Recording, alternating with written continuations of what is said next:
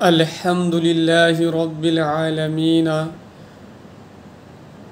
আলহামদুলিল্লাহি রাব্বিল আলামিন ওয়াসসালাতু ওয়াসসালামু আলা সাইয়্যিদিল মুরসালিন ওয়া আলা আলিহি ওয়া আসহাবিহি আজমাইন আম্মা বাদ আউযু বিল্লাহি মিনাশ শাইতানির রাজীম বিসমিল্লাহির রহমানির রহিম الذي خلق الموت والحياة ليبلوكم أيكم أحسن عملا وهو العزيز الغفور আমি আপনাদের সম্মুখে কোরআনুল কারীম থেকে একটি আয়াত তেলাওয়াত করেছি। উক্ত আয়াতকে সম্মুখে রেখে কিছু বলার প্রয়াস করব। ওমা তাওফিক ইল্লা বিল্লাহ। যে বিষয়টা আপনার সঙ্গে তুলে ধরবার চেষ্টা করব ইনশাআল্লাহ। বিষয়টা অত্যন্ত গুরুত্বপূর্ণ এবং প্রত্যেক জীবনের জন্য একটি অবধারিত এবং নিশ্চিত বিষয়, যে বিষয়টিকে প্রত্যেকে অতিক্রম করতে হবে। আর সেটি হলো মৃত্যুর অনিবার্যতা সম্পর্কে এবং সেই মৃত্যুকে স্মরণ করে যেসব করণীয় একজন মুমিনের করা উচিত, সেই বিষয়গুলো সংক্ষিপ্ত আলোচনা তুলে ধরার প্রয়াস করব। আমার তাওফিক ইল্লা বিল্লাহ। জীবনের জন্য মৃত্যু অবসম্ভাবী, অর্থাৎ প্রত্যেক আত্মার জন্য মৃত্যু অবধারিত। মৃত্যুকে আল্লাহ এবং জীবনকে আল্লাহ কেন সৃষ্টি করেছেন, এ প্রসঙ্গে আল্লাহ সুবহানাহু ওয়া তাআলা বলেন যে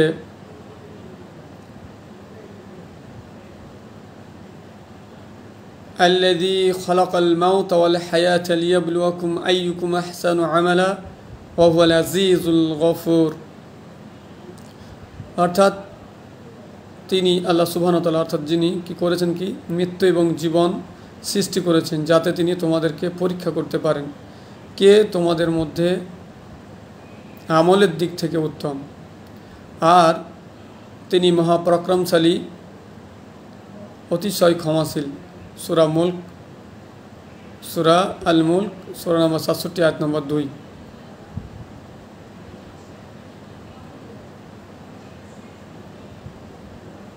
তাহলে এই আয়াত থেকে যেটা বুঝলাম সেটা হচ্ছে আল্লাহ তাআলা আমাদের পরীক্ষা করার জন্য জীবন এবং মৃত্যু সৃষ্টি করেছেন। রোগবালাই থেকে মানুষের কোনো না কোনো উপায়ে মুক্তি পাওয়ার পথ আছে, অর্থাৎ চিকিৎসার মাধ্যম দিয়ে আমরা অনেক সময় আল্লাহ তাআলা আয়ু রাখলে সেই রোগ থেকে মুক্তি পাই। কিন্তু সেই মুক্তি পাওয়া হচ্ছে রোগ থেকে বা কষ্ট থেকে উপশম লাভ করা। কিন্তু মৃত্যু একটি এমন জিনিস যা থেকে কেউ রেহাই পাবে না। সেই সময় যখন এসে যাবে তখন সে মৃত্যুবরণ করবে। কোনো ওষুধই বা কোনো চিকিৎসায় তার প্রভাব ফেলবে না। তো এই প্রসঙ্গেই আমরা আজকে এই আয়াতটিকে সম্মুখে রেখে কিছু বলার প্রয়াস পাব। জীবন ও মৃত্যু শুধু একটি স্বাভাবিক প্রক্রিয়া নয়, বরং এটি আল্লাহর পক্ষ থেকে আমাদের জন্য একটি পরীক্ষা, যেটা আমি বলছিলাম। তিনি আমাদের জীবন দিয়েছেন যেন আমরা সৎকর্ম করি এবং মৃত্যুর মাধ্যমে আমাদের আমলের নির্ধারিত, মানে আমরা কি করব, একটা জিনিস যে আমরা যেন সৎকর্ম করি। আর এই সৎকর্ম যদি আমরা করি তো সেই সৎকর্মগুলো পরকালীন একটা পরিণতির জন্য, পরকালীন যে জান্নাত এবং জাহান্নাম একজন মানুষের জন্য নির্ধারিত হবে। তো সেই জিনিসটা মৃত্যুর মাধ্যম দিয়ে আমরা এই দুনিয়া থেকে পার হয়ে যখন যাব, আমরা ওপারে চলে যাব, অর্থাৎ পরজগতে, তখনই এর ফলাফল ভোগ করতে পারব। তো এই মৃত্যু সম্পর্কে স্মরণ রাখা এবং মৃত্যুকে ভয় নয়, মৃত্যু তো নিশ্চিত আসবে, মৃত্যু থেকে পালায়ন নয়। মৃত্যু থেকে পালায়ন করার চেষ্টা করলে, ভয় করলেও আপনার মৃত্যু আপনার থেকে দূরে সরে যাবে না, বরং মৃত্যুকে স্মরণ করে মৃত্যুর যে লক্ষ্য উদ্দেশ্য, জীবনের যে লক্ষ্য উদ্দেশ্য, মৃত্যুর সৃষ্টির পেছনে, মানব সৃষ্টির পেছনে যে আল্লাহ যে লক্ষ্য উদ্দেশ্য নিহিত রেখেছেন, সেই লক্ষ্য উদ্দেশ্যকে সামনে রেখে কাজ করা, এটা হচ্ছে মৃত্যুকে স্মরণ করার প্রকৃত তাৎপর্য। তো তিনি না, আমরা যেটা বলছিলাম যে মৃত্যু এবং জীবন শুধু একটা স্বাভাবিক প্রক্রিয়া নয়, একটা মানে প্রক্রিয়া নয়, বরং এটি কি আল্লাহর পক্ষ থেকে আমাদের জন্য একটি পরীক্ষা। তিনি আমাদের জীবন দিয়েছেন যেন আমরা সৎকর্ম করি, আর মৃত্যুর মাধ্যমে আমাদের আমলের পরিণতি নির্ধারিত হবে। যেহেতু আল্লাহ মহাপরাক্রমশালী, তাই তার আদেশ এড়ানোর কোনো উপায় কারণেই কোনো মুমিন তার আদেশের লঙ্ঘন করতে পারে না। এবং যেহেতু তিনি ক্ষমাশীল, তাই যারা ভালো আমল করবে তাদের তিনি দয়া করবেন। পৃথিবীতে যা কিছু জীবিত একদিন তা মৃত্যুবরণ করবেই, এটা আমরা সবাই জানি। এটি একটি নিশ্চিন্ত বাস্তবতা যা কেউ এড়াতে পারে না। আল্লাহ আমাদেরকে বিভিন্ন উপায়ে পরীক্ষা করবেন, এটা আমরাও জানি। কিন্তু কী ধরনের পরীক্ষা, বহু পরীক্ষার সম্মুখীন আজকে আমরা হচ্ছি, কখনো ভালো অবস্থায়, কখনো বিপদের মাধ্যমে। আজকে ভালো বিভিন্ন মানুষ যারা আছেন, তারা দূরে যেসব মানুষের বিপদ আপদগুলো আমরা আমাদের মুমিন ভাইদের দেখছি পৃথিবীব্যাপী বিভিন্ন জায়গায় মুসলিমদের উপরে যে নির্যাতন চলছে, অহরহ খুন খারাপি, মৃত্যু, একটা বিভীষিকাময় পরিবেশ সৃষ্টি হয়েছে। মৃত্যু আর মৃত্যু, যেখানে যে যাকে মারছে, কেন মারছে, কীভাবে মারছে, কী কিসের জন্য মারছে, এগুলোর কোনো কুল কেনারা পাওয়া যাচ্ছে না, অথচ মারছে মানুষকে। বিশাল দাঙ্গা ফাসাদ লেগেছে। তো একটি মৃত্যু আতঙ্ক মানুষের মধ্যে ছেয়ে আছে। তো এটা আল্লাহর পক্ষ থেকে একটি পরীক্ষা। তো এই মৃত্যুটা যেন ভালো আমলের ওপরে, আখলাকের ওপরে, বিশ্বাসের ওপর হয়, সেই বিষয়টা হচ্ছে গুরুত্বপূর্ণ। মৃত্যুতে আসবে, তো এই মৃত্যু থেকে কেউ মৃত্যুকে এড়াতে পারে না। আল্লাহ মানুষকে বিভিন্ন উপায়ে পরীক্ষা করবেন, কখনো ভালো অবস্থায়, কখনো বিপদের মাধ্যমে।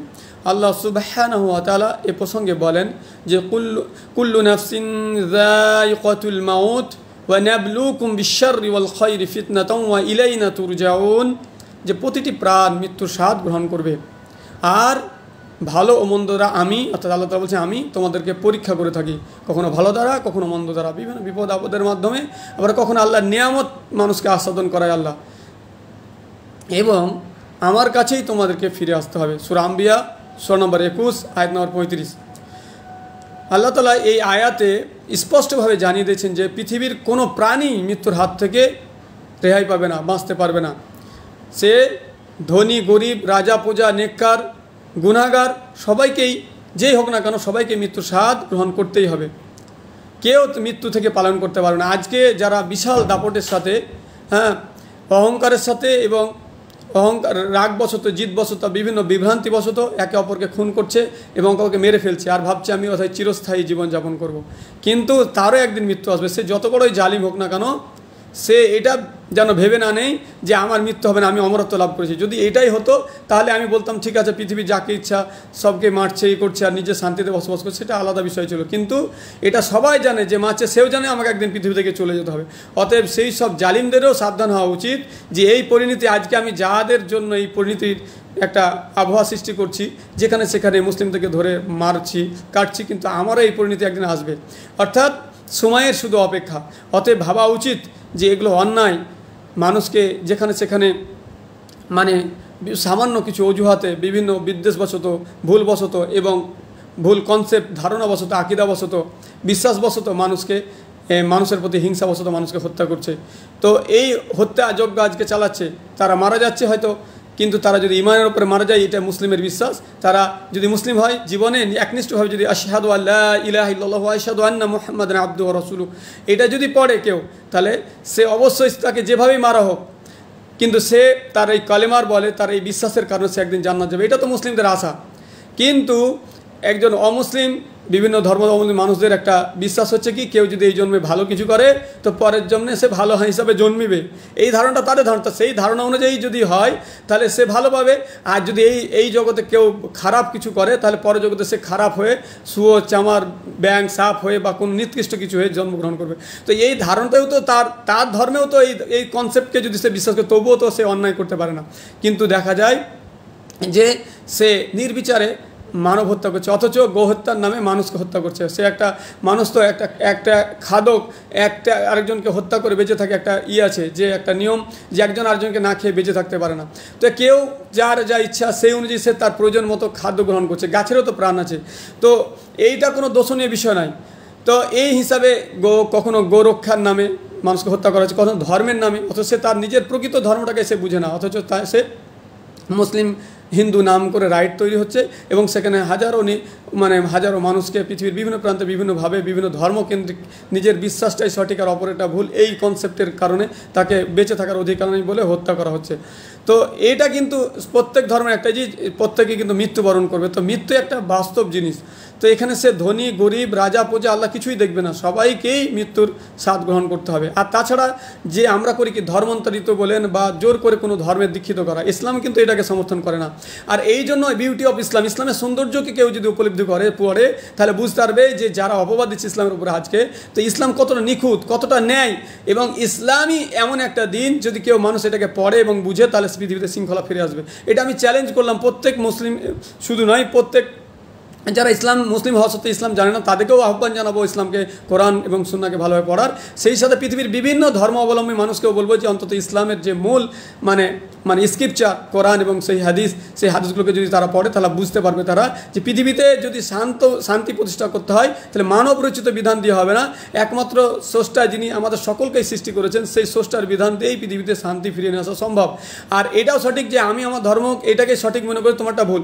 তো এর কিছু নিয়মও আছে যে কোন ধর্মটা সঠিক বা কোন ব্যক্তি সঠিক বলছে, যেমনভাবে ডিএনএ টেস্ট করার পরে একটা মানুষের বংশ পরম্পরা বোঝা যায়, অনুরূপভাবে পৃথিবীতে সঠিক ধর্ম কোনটি আর স্রষ্টাপ্রদত্ত এবং কোনটা মানবরচিত আইন, মানবরচিত বিধান, মানবরচিত ধর্ম, এটাকে বিচার করতে গেলেও কিছু জ্ঞান বিবেক আছে এবং তার ক্রাইটেরিয়া আছে, সেটা দিয়েও যদি বিচার করা যায়। তো আমি শুধু ইসলাম আমার ধর্ম বলেই বলছি না, যে তার বিবেক কেউ যদি অমুসলিমে পড়ে সে বলে দেবে যে এমন একটা ব্যালান্সে ধর্ম, এমন একটা নিরপেক্ষ মতবাদ, এমন একটা নিরপেক্ষ আইন যা কোনো জাতি ধর্ম নির্বিশেষে নয় বরং সকল মানবতার জন্য একটি রহমত, একটি দয়া স্বরূপ একটি বিধান, এটা সে বলতে বাধ্য হবে। তো এখানে আমরা যেটা আসল কথা আলোচনা করছিলাম যে মৃত্যু হাত থেকে কেউ রেহাই পাবে না, প্রত্যেকটা প্রাণী মৃত্যুবরণ করবে, সে ধনী গরিব হোক, রাজা প্রজা হোক, বা সে নেককার হোক বা পাপী হোক বা গুনাহগার হোক, সবাইকে মৃত্যুর স্বাদ গ্রহণ করতে হবে। আর এই যে আমরা আরেকটা জিনিস এখানে বলে নেই, সেটা হচ্ছে যে আমরা জোর করে এই তো শ্রীরাম বল, জয় শ্রীরাম বল বা অমুক জিনিস বল, এই যে বলা করাচ্ছি জোর করে, তো এই পেছনে দেখেন আপনি কাউকে জোরপূর্বক করাচ্ছেন কিন্তু সে মুখের দিকে জানে বাঁচার জন্য বলছে, কিন্তু তার অন্তরকে যদি আপনি প্রকৃত বীর তখনই প্রমাণিত হতেন, সে যে কেউ হোক না কেন, যে ধর্মের লোকই হোক না, সে যদি নিজের ধর্মে কাউকে দীক্ষিত করে জোরপূর্বক, সেটা অবশ্যই সে কাপুরুষ। তার কারণে আমি বলছি আপনাকে, দেখেন এটা কেন বলছি, এই কারণেই বলছি যে যদি আপনি তাকে জোর করে বলান, তো আল্লাহ বলেছে কাউকে যদি জোর করে বলায় আর তার অন্তর যদি সেই দিকে না ঝুঁকে তাহলে সে কোনো দোষের তার জন্য কল্যাণ রয়েছে, সে কিন্তু অপরাধী হবে না, কেন তার অন্তর সম্পর্কে তার সোর্সটা সে ভালো করে জানে। অতএব কাউকে আপনি জোর করে বলাচ্ছেন, সে বাঁচার তাগিদে বা পরিস্থিতির শিকার হয়ে সে মুখ দিয়ে বলছে, কিন্তু তার অন্তরকে তো আপনি ঝুঁকাতে পারেননি, সে অন্তরে সে আল্লাহকেই মানছে এক। অনুরূপভাবে তাহলে জোর করে কখনো ইসলাম বলে না যে তুমি তোমার ধর্মে এসো। অনুরূপভাবে আপনি যেটা করছেন এটা আপনার বিচার, যে আপনি হয়তো বলালাম, খুশি আনন্দ নিলাম, ও মুখে শ্রীরাম বললো বা জয় শ্রীরাম বললো বা অন্য কিছু বললো, কিন্তু তার অন্তর কখনোই ঝুঁকাতে পারবে না একজন মুমিন যদি প্রকৃত মুসলিম হয়। আর মুসলিম ভাইদেরকে বলবো, মৃত্যুতে একটা অনিবার্য সত্য, পৃথিবীর সমস্ত মানুষ যদি একত্রিত হয় আর তোমার কোনো অনিষ্ট করার চেষ্টা করে, তারা ততটুকুই পারবে যত তোমার ভাগ্যে লেগেছে। তো তোমার ভাগ্যে যদি মুভ লিঞ্চিং থাকে, অন্য কিছু হয়, তুমি ইমান হারা হবে না, তুমি এক বাক্যে এক আল্লাহর শাহাদাত সাক্ষ্য দান করবে এবং রাসূল সাল্লাল্লাহু আলাইহি ওয়াসাল্লাম যে শেষ রাসূল তার উপরে সাক্ষ্য প্রদান করবে। হ্যাঁ, বলতেই থাকো, যদি আল্লাহ তোমার দয়া তোমার প্রতি করে, যে জীবনটাকে তোমার আল্লাহ যদি পৃথিবীতে বাঁচিয়ে রাখার চেষ্টা করে, তাহলে তোমাকে অবশ্যই বাঁচিয়ে রাখবেন, যে কোনো উপায় তোমাকে রক্ষা করবেন। আর যদি তোমার মৃত্যু নির্ধারিত করে, তো জালিমের হাতেই মৃত্যু হোক, তুমি শাহাদাতের দরজা পাবে, কিন্তু কখনো তুমি তোমার কলমাকে হারাবে না, তুমি তোমার ইসলামী বিশ্বাস হারাবে না, তুমি বলতেই থাকো, এটাই তোমাকে একটা পরামর্শ। দ্বিতীয়ত, তোমার অন্তর যেন কখনোই ঝুঁকে না পড়ে। তারপরেও যদি তুমি কৌশল অবলম্বন করার ক্ষেত্রে যদি তুমি বলে থাকো, তো মুখে বলো, কিন্তু এটা কোনো যায় আসে না, কিন্তু অন্তরে যেন তোমার এক আল্লাহর প্রতি বিশ্বাস থাকে। তাই মানুষকে জোরপূর্বক মাথাকে ঝুঁকানো যায়, মন্দিরে সিজদা করানো যায়, ঠাকুরকে সিজদা করানো যায়, তাকে জোর করে শ্রীরাম বলানো যায়, কিন্তু তার অন্তরকে পরিবর্তন করানো যায় না। অনুরূপভাবে এটাও আমরা বিশ্বাস করি মুসলিমরা, যে কোনো অমুসলিমকে যদি আমাদের মসজিদে নিয়ে এসে যদিও আমাদের কোনো মুসলিম করবে না, এটা ইসলাম শিখায় না। কেন লা ইকরাহা ফিদ্দীনের মানে হচ্ছে যে ধর্মে জবরদস্তি নেই, তাকে দাওয়াত দিতে থাকতে হবে, তাকে ইসলামের সঠিক জিনিসটা, বিউটি অফ ইসলাম, ইসলামের সৌন্দর্যকে, ইসলামের দিকগুলোকে, ইসলামের সঠিক কনসেপ্ট বিশ্বাসকে বোঝাতে হবে, কিন্তু তার উপরে জোর করা যাবে না, এটা প্রত্যেকটা মুসলিম জানে। আর ইসলামে কোনো সন্ত্রাসবাদের সঙ্গে কোনো সম্পর্ক নেই, দূরতম সম্পর্ক নেই এটা। তো যাই হোক, তো আমি জোর করি কাউকে, যদি জোর করে বল প্রয়োগ করে যদি তাকে মাথা ঝুঁকানোর চেষ্টা করি, তাহলে সে মসজিদে মাথা ঝুঁকাবে, সে আমার আল্লাহকে আল্লাহ বলবে, আল্লাহ আকবার বলবে। ধরে নিলাম তর্কের খাতে যদি কেউ বলেন, এরকম নজির পৃথিবীতে কোথাও নাই যে কোনো মুসলিম কাউকে হিন্দুকে বলেছে তো বলে আল্লাহ আকবার, এটা কখনো বলেনি, এটা প্রমাণ নাই, নজিরবিহীন। হ্যাঁ, কেউ যদি চক্রান্ত করে মানে কোনো ভিডিও তৈরি করে সে কথা আলাদা, কিন্তু এইরকমভাবে কোনো মুসলিম বলতে পারে না। তো যাই হোক, জোর করে যদি করায়, কিন্তু তার সেই হিন্দু ব্যক্তি হোক বা খ্রিস্টান হোক, সে কিন্তু যে জিসাসকে ভালোবাসে বা সে তাকে প্রভু মনে করে, সে কিন্তু তাকে জোর করে যদি আল্লাহ আকবার বলার কাছে বলবে, কিন্তু তার অন্তর থেকে কিন্তু জিসাসের মায়া বা কোনো ঠাকুর মূর্তি দুর্গা বা মানে কৃষ্ণ কালী যার হোক, তার কিন্তু মায়া ভালোবাসা তার অন্তরে থাকবে। অতএব জোর করে কাউকে ইসলাম কবুল করাও মনে করলে কিন্তু সে অন্তর থেকে করবে না। অতএব ইসলাম কখনো ব্যক্তিকে জোরপূর্বক ফোর্স করে না, বরং তার বিশ্বাসের পরিবর্তন ঘটায়। যদি মানুষ প্রকৃত ইসলামের কনসেপ্ট তাকে দেওয়া হয় যে এক আল্লাহর প্রতি বিশ্বাস স্থাপন করো, এই জিনিসটা সে যদি বুঝতে পারে করতে হবে, এটা যদি সে বুঝতে পারে, তাহলে সে এক আল্লাহর সাক্ষ্য দান করবে যে আশহাদু আল্লা ইলাহা ইল্লাল্লাহু ওয়া আশহাদু আন্না মুহাম্মাদান আবদুহু ওয়া রাসূলুহু। এটা সে বলবে যে আমি সাক্ষ্য দিচ্ছি আল্লাহ ছাড়া কোনো মাবুদ নেই, আর আমি আরও সাক্ষ্য দিচ্ছি মুহাম্মদ সাল্লাল্লাহু আলাইহি ওয়াসাল্লাম আল্লাহর মানে বান্দা এবং রাসূল। এটা সে সত্য রাসূলের সে বিশ্বাস করবে। আর যখনই করবে সে মূর্তিগুলো নিজ হাতেই ভেঙে দিবে। অনুরূপভাবে কেউ যদি মাজার বা অমুকে সেজদা করে থাকে, সে যদি বলা হয় যে না এই মাজারগুলোতে সেজদা করতে হয় না, বরং সে আল্লাহর ওয়ালি বা আউলিয়া যেই হোক না কেন, তিনি তো আল্লাহর বান্দা, তার কাছে সেজদা করা হারাম। এটা যেদিন সে বুঝবে যে মুসলিম, সে সেদিন থেকে সেজদা করবে না, বরং সেখানে জিয়ারত করতে যাবে সে। কথা বুঝছেন? তো অনুরূপভাবে প্রত্যেকটা পৃথিবীর মানুষ যারা ত্রিনীতিতে বিশ্বাসী, তারাও যখন বুঝে যাবে যে এক আল্লাহর ইবাদত করা উচিত, যিনি আমাদেরকে পয়দা করেছেন, সৃষ্টি করেছেন, তিনিই একমাত্র ইবাদত পাওয়ার, উপাসনা পাওয়ার যোগ্য, এটা যেদিন সে বুঝবে, সেদিন কিন্তু সে নিজেই ওই মানে ট্রিনিটি বিশ্বাস থেকে সরে আসবে। অতএব ইসলাম বিশ্বাসের পরিবর্তন ঘটায়, ব্যক্তির অন্তরের পরিবর্তন ঘটায়, ব্যক্তিকে জোর করে না। আর অন্যান্য ধর্ম অবলম্বী যারা আছে, সবাই নয়, হিন্দু ধর্মের অনেক ভালো মানুষ আছে যারা সত্যিকারেই তারা হিন্দু মুসলিম আমরা যেভাবে বসবাস করছি সেইভাবে বসবাস করতে পৃথিবীতে তারা মানে চাইছে, এবং শান্তিকামী এবং নিজ নিজ ধর্ম নিজ নিজ এই সেকুলার দেশে বাস করতে মানে পারবে সবাই, এই আশা মানে এই দাবি সবাই রাখছে। এই ধরনের হিন্দুদেরকে স্বাগতম এবং তাদেরকে ভালো সাধুবাদ জানায়। এবং খ্রিস্টান শিখ যারাই আছে ভালো, যারা সব ধর্মের মানুষ মিলে জুলে নিজ ধর্ম স্বাধীনভাবে পালন করতে চায় এবং এই দাবি রাখে, তাদের জন্য আমাদের ভালো। কিন্তু যারা উগ্রপন্থা অবলম্বন করছে এবং জোরপূর্বক মানুষকে কিছু বলে পৃথিবীতে অশান্তি, ভারতবর্ষে বিশেষ করে অশান্তি সৃষ্টি করছে, এগুলো আলাদা বিষয়। তো প্রত্যেককে কী করতে হবে, গায়ের দাপট জোর থাকবে না, একদিন মরতে হবে। আর জোর করে কাউকে কিছু কোনো দিকে মানে করা হয় না, মানে জোর করে বল প্রয়োগ করে তাকে সেই দিকে সেই বিশ্বাসে আনা যায় না। সে সাময়িকের জন্য ভয় করে থাকলেও পরবর্তীতে আবার সেই বিশ্বাসের দিকে ফিরে, এটাই স্বাভাবিক। অতএব আমরা যেন এই ধরনের ধারণা থেকে সম্পূর্ণ মুক্ত থাকি এবং আমরা একটু উন্মুক্ত চিন্তা নিয়ে আমরা এই জিনিসটাকে ভাবি। আসলে আমাদের মধ্যে দুটোই জাত, একটা নর এবং নারী, এছাড়া কোনো জাত নেই। আপনি একজন হিন্দু যেখান থেকে এসছে, একজন মুসলিমের সেখান থেকে এসছে, একজন খ্রিস্টান, একজন আপনার সাঁওতাল বলেন বা আদিবাসী বলেন বা পৃথিবীর বিভিন্ন জাতি, পৃথিবীতে মানুষ যারাই আছে নর বা নারী, তো এই সমস্ত জাতি হচ্ছে এরা হচ্ছে মানবের জাত। অতএব এই জাতের মধ্যে দুটো জাত, একটা নর এক নারী, এছাড়া কোনো ভিন্ন কিছু নেই। আপনার রক্ত যদি আমি কাটি একটা প্লেটে রাখি এবং আমার রক্ত রাখি, তো উভয় রক্ত মিশিয়ে দিলে আপনি কোনটা কার রক্ত এটা যেমন পাবেন না, অনুভাবে আপনি যে খাদ্য ভক্ষণ করছে আমি সেটাই খাচ্ছি, আপনার গায়ে রক্ত আমার গায়ে যাচ্ছে, অনুভাবে আপনি যে মেডিসিন দিয়ে আরোগ্য হচ্ছেন আমি সেই দিয়ে মেডিসিন দিয়ে আরোগ্য হচ্ছি। এবং মানুষের সঙ্গে মানুষের মিলন ঘটলে মানুষই বেরিয়ে আসে, কোনো ডারউইনের থিওরির মতো কোনো বাঁদর শুয়োর থেকে আসেনি, এটা একদম বাস্তব প্রমাণ। তো জোর করে কিছু জিনিস চাপিয়ে দেওয়া হয়। অতএব আমরা মানুষ, আর আমরা সেই আদম শুমারি বলি, তো এই আদম হাওয়া থেকেই আমরা পৃথিবীতে এসেছি এবং মা বাবা পিতা প্রত্যেকটা জন্মগতভাবে প্রত্যেকটা ফিতরাত বলা হয়, যেটাকে প্রকৃতির ধর্ম। ইসলাম নিয়েই অর্থাৎ এক আল্লাহকে মানে আল্লাহ হিসাবে মানে গ্রহণ করার যে সাক্ষী সেটা তারা দিয়েছিল আল্লাহকে। সেদিন তারা বলেছে যে আমি কি তোমাদের প্রতিপালক রব নই? তো সেদিন সব আত্মার জগতে কিন্তু সবাই সেই সাক্ষী দিয়েছিল। পরবর্তীতে সেই মানে যখন সে জন্মগ্রহণ করলো, সেই যেখানে যে বাড়িতে জন্মগ্রহণ করলো, অর্থাৎ হিন্দু খ্রিস্টান অগ্নিপূজক যাই হোক, তো তার পরিবার পরিবেশ এবং বন্ধু বান্ধব বিভিন্ন এর মাধ্যম দিয়ে তার পরিবেশের কারণে সে পরবর্তী পরিবর্তন হয়ে যায়। কিন্তু প্রত্যেকে ইসলাম হিসাবে মুসলিম হিসাবে জন্মগ্রহণ করে। তো আমি এটাই বলতে চাইছি যে আমাদের মধ্যে যে আজকে যে আবহাওয়াটা, ধরেন কোনো ভূমিকম্প এলো, ঝড় এলো, বা কোনো রোদ সূর্যের প্রচণ্ড তাপ প্রখর বা খরা বা আবহাওয়া, বর্ষা গ্রীষ্ম যাই আসুক, এটা কি হিন্দুর বাড়িতে আলাদা, খ্রিস্টানের বাড়িতে আলাদা, মুসলিমদের বাড়িতে আলাদা, এভাবে আলাদা আলাদা কি পরিবেশে আসে না? সবারই এবার তো সমভাবে তারা এর প্রভাবে আক্রান্ত হয়। তাহলে সোর্সটা যদি একাধিক হতো, তাহলে একাধিক হিন্দুকে যদি কেউ হিন্দু মানে কোনো এক দেবতাকে মানছে, যদি তার হাতে কোনো ক্ষমতা থাকতো, তাহলে সে অবশ্যই তাকে একটা আলাদা সুযোগ সুবিধা দিত, আর যারা তাকে মানতো না তাকে আলাদা শাস্তি বা কিছু প্রদান পৃথিবীতে করতো, এটাই স্বাভাবিক। এটা একটা, কিন্তু এমন তো হয় না। তাহলে আমরা আবহাওয়াগুলো ভোগ করছি, পৃথিবীর যাবতীয় নিয়ামত বা যা বলি আমরা যা কিছু খাচ্ছি বা সুযোগ সুবিধা ভোগ করছি, সেগুলো কিন্তু একটা বৃষ্টিপাত হলেও একটা যখন খরার সময় একটা বৃষ্টি আসছে, তো সেই বৃষ্টিটা কি বরকতময় বৃষ্টি বা একটা মানে শান্তিময় বৃষ্টি, যেটা আসলে অনর্বর জমি উর্বর হয়ে যায়, ফসলগত করে। তো এটা কি শুধুমাত্র পার্টিকুলার কোনো মুসলিমের মানে মানে জমিনে কি পড়ে, এটা মুসলিমের কোনো জমিতে পড়ে না, সব জমিতেই পড়ে। তাহলে স্রষ্টার দৃষ্টি যদি সৃষ্টির উপরে একই রূপ হয়, তাহলে স্রষ্টা সবারই একজনই হওয়া উচিত, এবং ধর্মে মানে ধর্ম আলাদা হওয়া উচিত নয়, এবং এই ক্ষেত্রে আলাদাভাবে কাউকে দেখারও কোনো অবকাশ রাখে না। যদি স্রষ্টা একাধিক হতো তাহলে পৃথিবীতে বিশৃঙ্খলা হয়ে যেত। কেউ বলতো পানি দিচ্ছি, ও তো আমার উপাসনা করে না, ওখানে পানি বন্ধ করে দে, কেউ বন্ধ করে দেবো।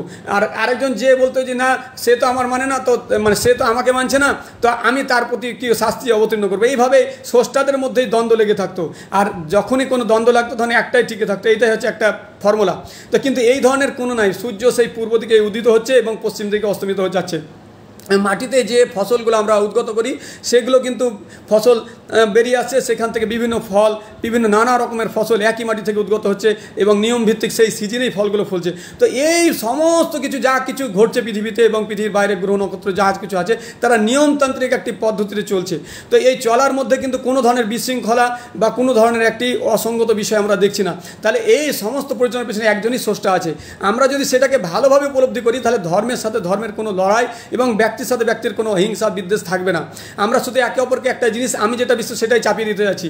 আপনি আপনার ধারণা, আপনার বিশ্বাসকে মানুষের কাছে প্রচার করার অবশ্যই স্বাধীনতা রাখেন, এটা স্বাভাবিক, কিন্তু তাকে ফোর্স করতে পারেন না। যেমন আপনার কোনো একটা ভালো ডাক্তার, আপনি তার কাছে চিকিৎসা করে আরোগ্য হলেন, তো আপনি সেখানে বলতে পারেন যে ভাই ওখানে ডাক্তার খুব ভালো, উনি ভালো চিকিৎসা করেন, এটা আপনার বলা দায়িত্ব। ও যাবে না যাবে তার ব্যাপার। অনুরূপভাবে আপনার ধর্মের কনসেপ্ট, আর যদি সত্যিই আপনার সত্যের উপরে আপনার ধর্ম থাকে মনে হয়, তাহলে আপনি ধর্মের সৌন্দর্যগুলো যেগুলোকে আপনি মনে করছেন সেগুলোকে মানুষের কাছে প্রচার করুন। দেখবেন যদি সত্যিই সেটা স্রষ্টা প্রদত্ত বা মানে ন্যায় সমস্ত মানুষের জন্য যদি একদম মানে যদি স্রষ্টার ধর্ম হয়, তাহলে সকলের জন্য সমান হবে, কোনো অবিচার থাকবে না সেখানে, বড় উঁচু নিচু, সাদা কালো, গরিব ধনী, এইসব কিছু থাকবে না।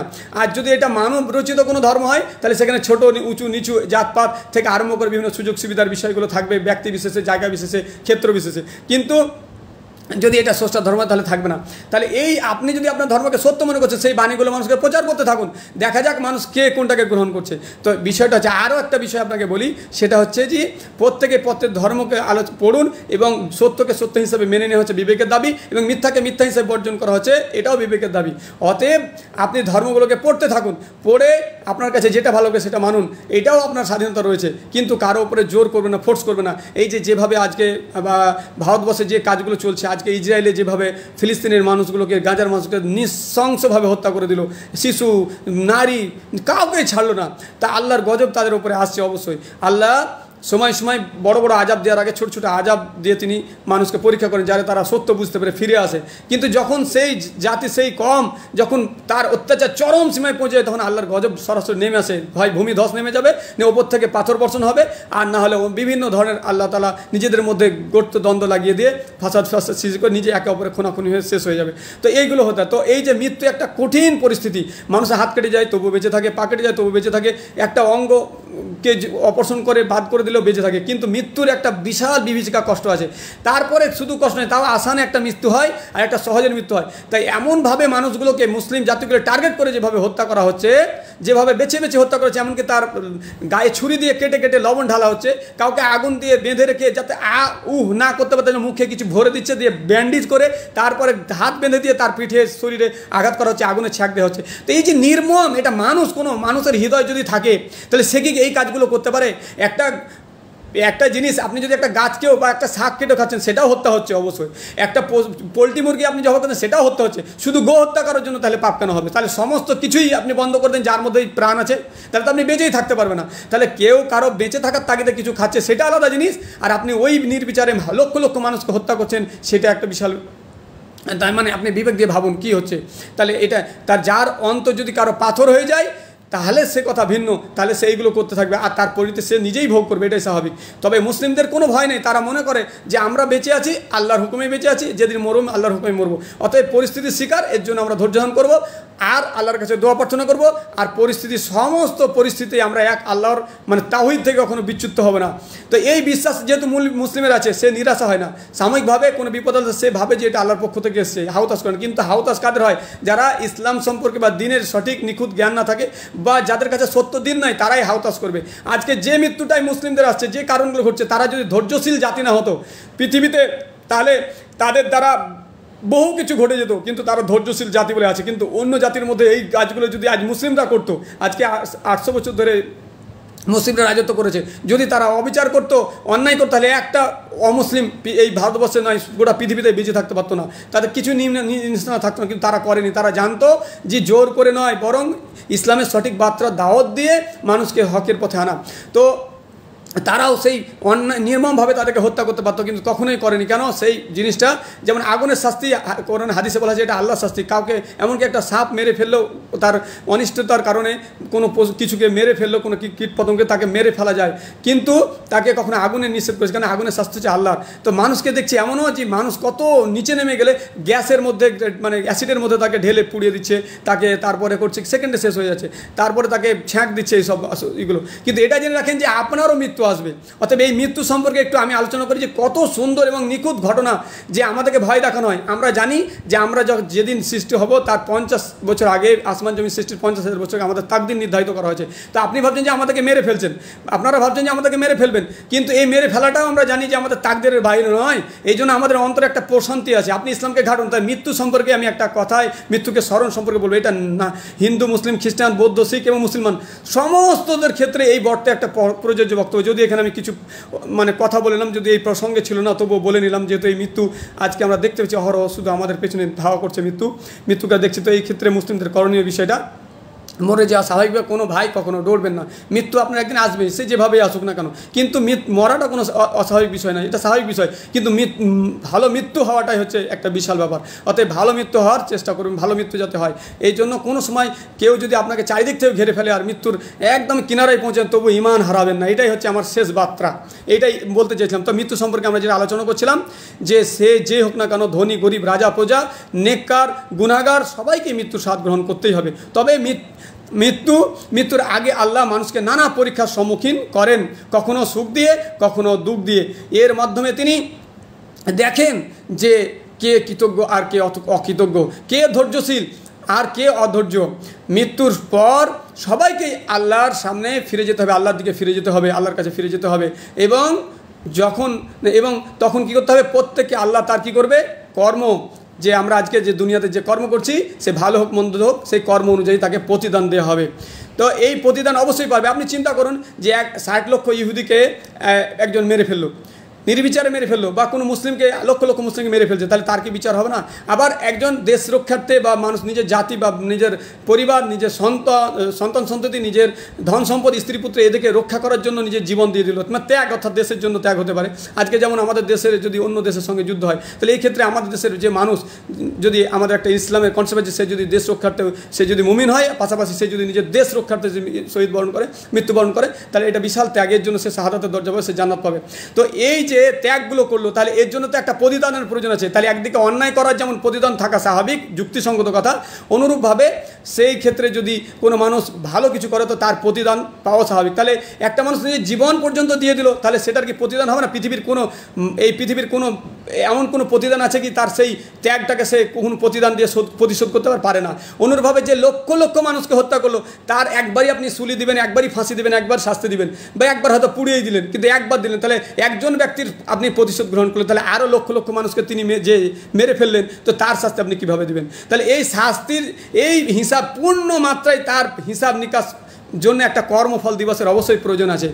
আর এই বিষয়টাই যখন আপনি মৃত্যুকে, এই জন্যই আল্লাহ সাময়িকের জন্য পৃথিবীতে আমাদেরকে একটা জায়গা দিয়েছে। যেমন আমি একটা কন্ট্রাকচুয়াল জীবনযাপন করি পৃথিবীতে, কোনো একটা ঘর ভাড়া নিলাম, সেখানে আমি 60 বছর 70 বছরের মানে বা 10 বছর 5 বছর একটা কন্ট্রাক্ট করলাম, তারপরে আবার ঘরটা ছেড়ে দেই, বা আবার দিয়ে প্রমোশন দিয়ে হয়তো সেটা আবার নতুন করে অ্যাডভান্স বা ভাড়া বাড়িয়ে আমি সেই ঘরটা নিই, এই ধরনের একটা কন্ডিশন থাকে। কিন্তু অনুরূপভাবে আল্লাহ পৃথিবীতে আমাদেরকে সৃষ্টি করার পরে 60-70 বছর 100 বছর খুব জোর একটা আয়ু দিয়ে আমাদেরকে একটা কন্ট্রাকচুয়াল জীবনযাপন দিয়েছেন, এবং কিছু এখানে নিয়ম নীতি বেঁধে দিয়েছেন, এবং তাকে বেঁচে থাকা এবং তার বেঁচে থাকার জন্য জীবন উপকরণ দান করেছেন। আর তার আসল লক্ষ্য উদ্দেশ্য সম্পর্কেও তিনি বলেছেন।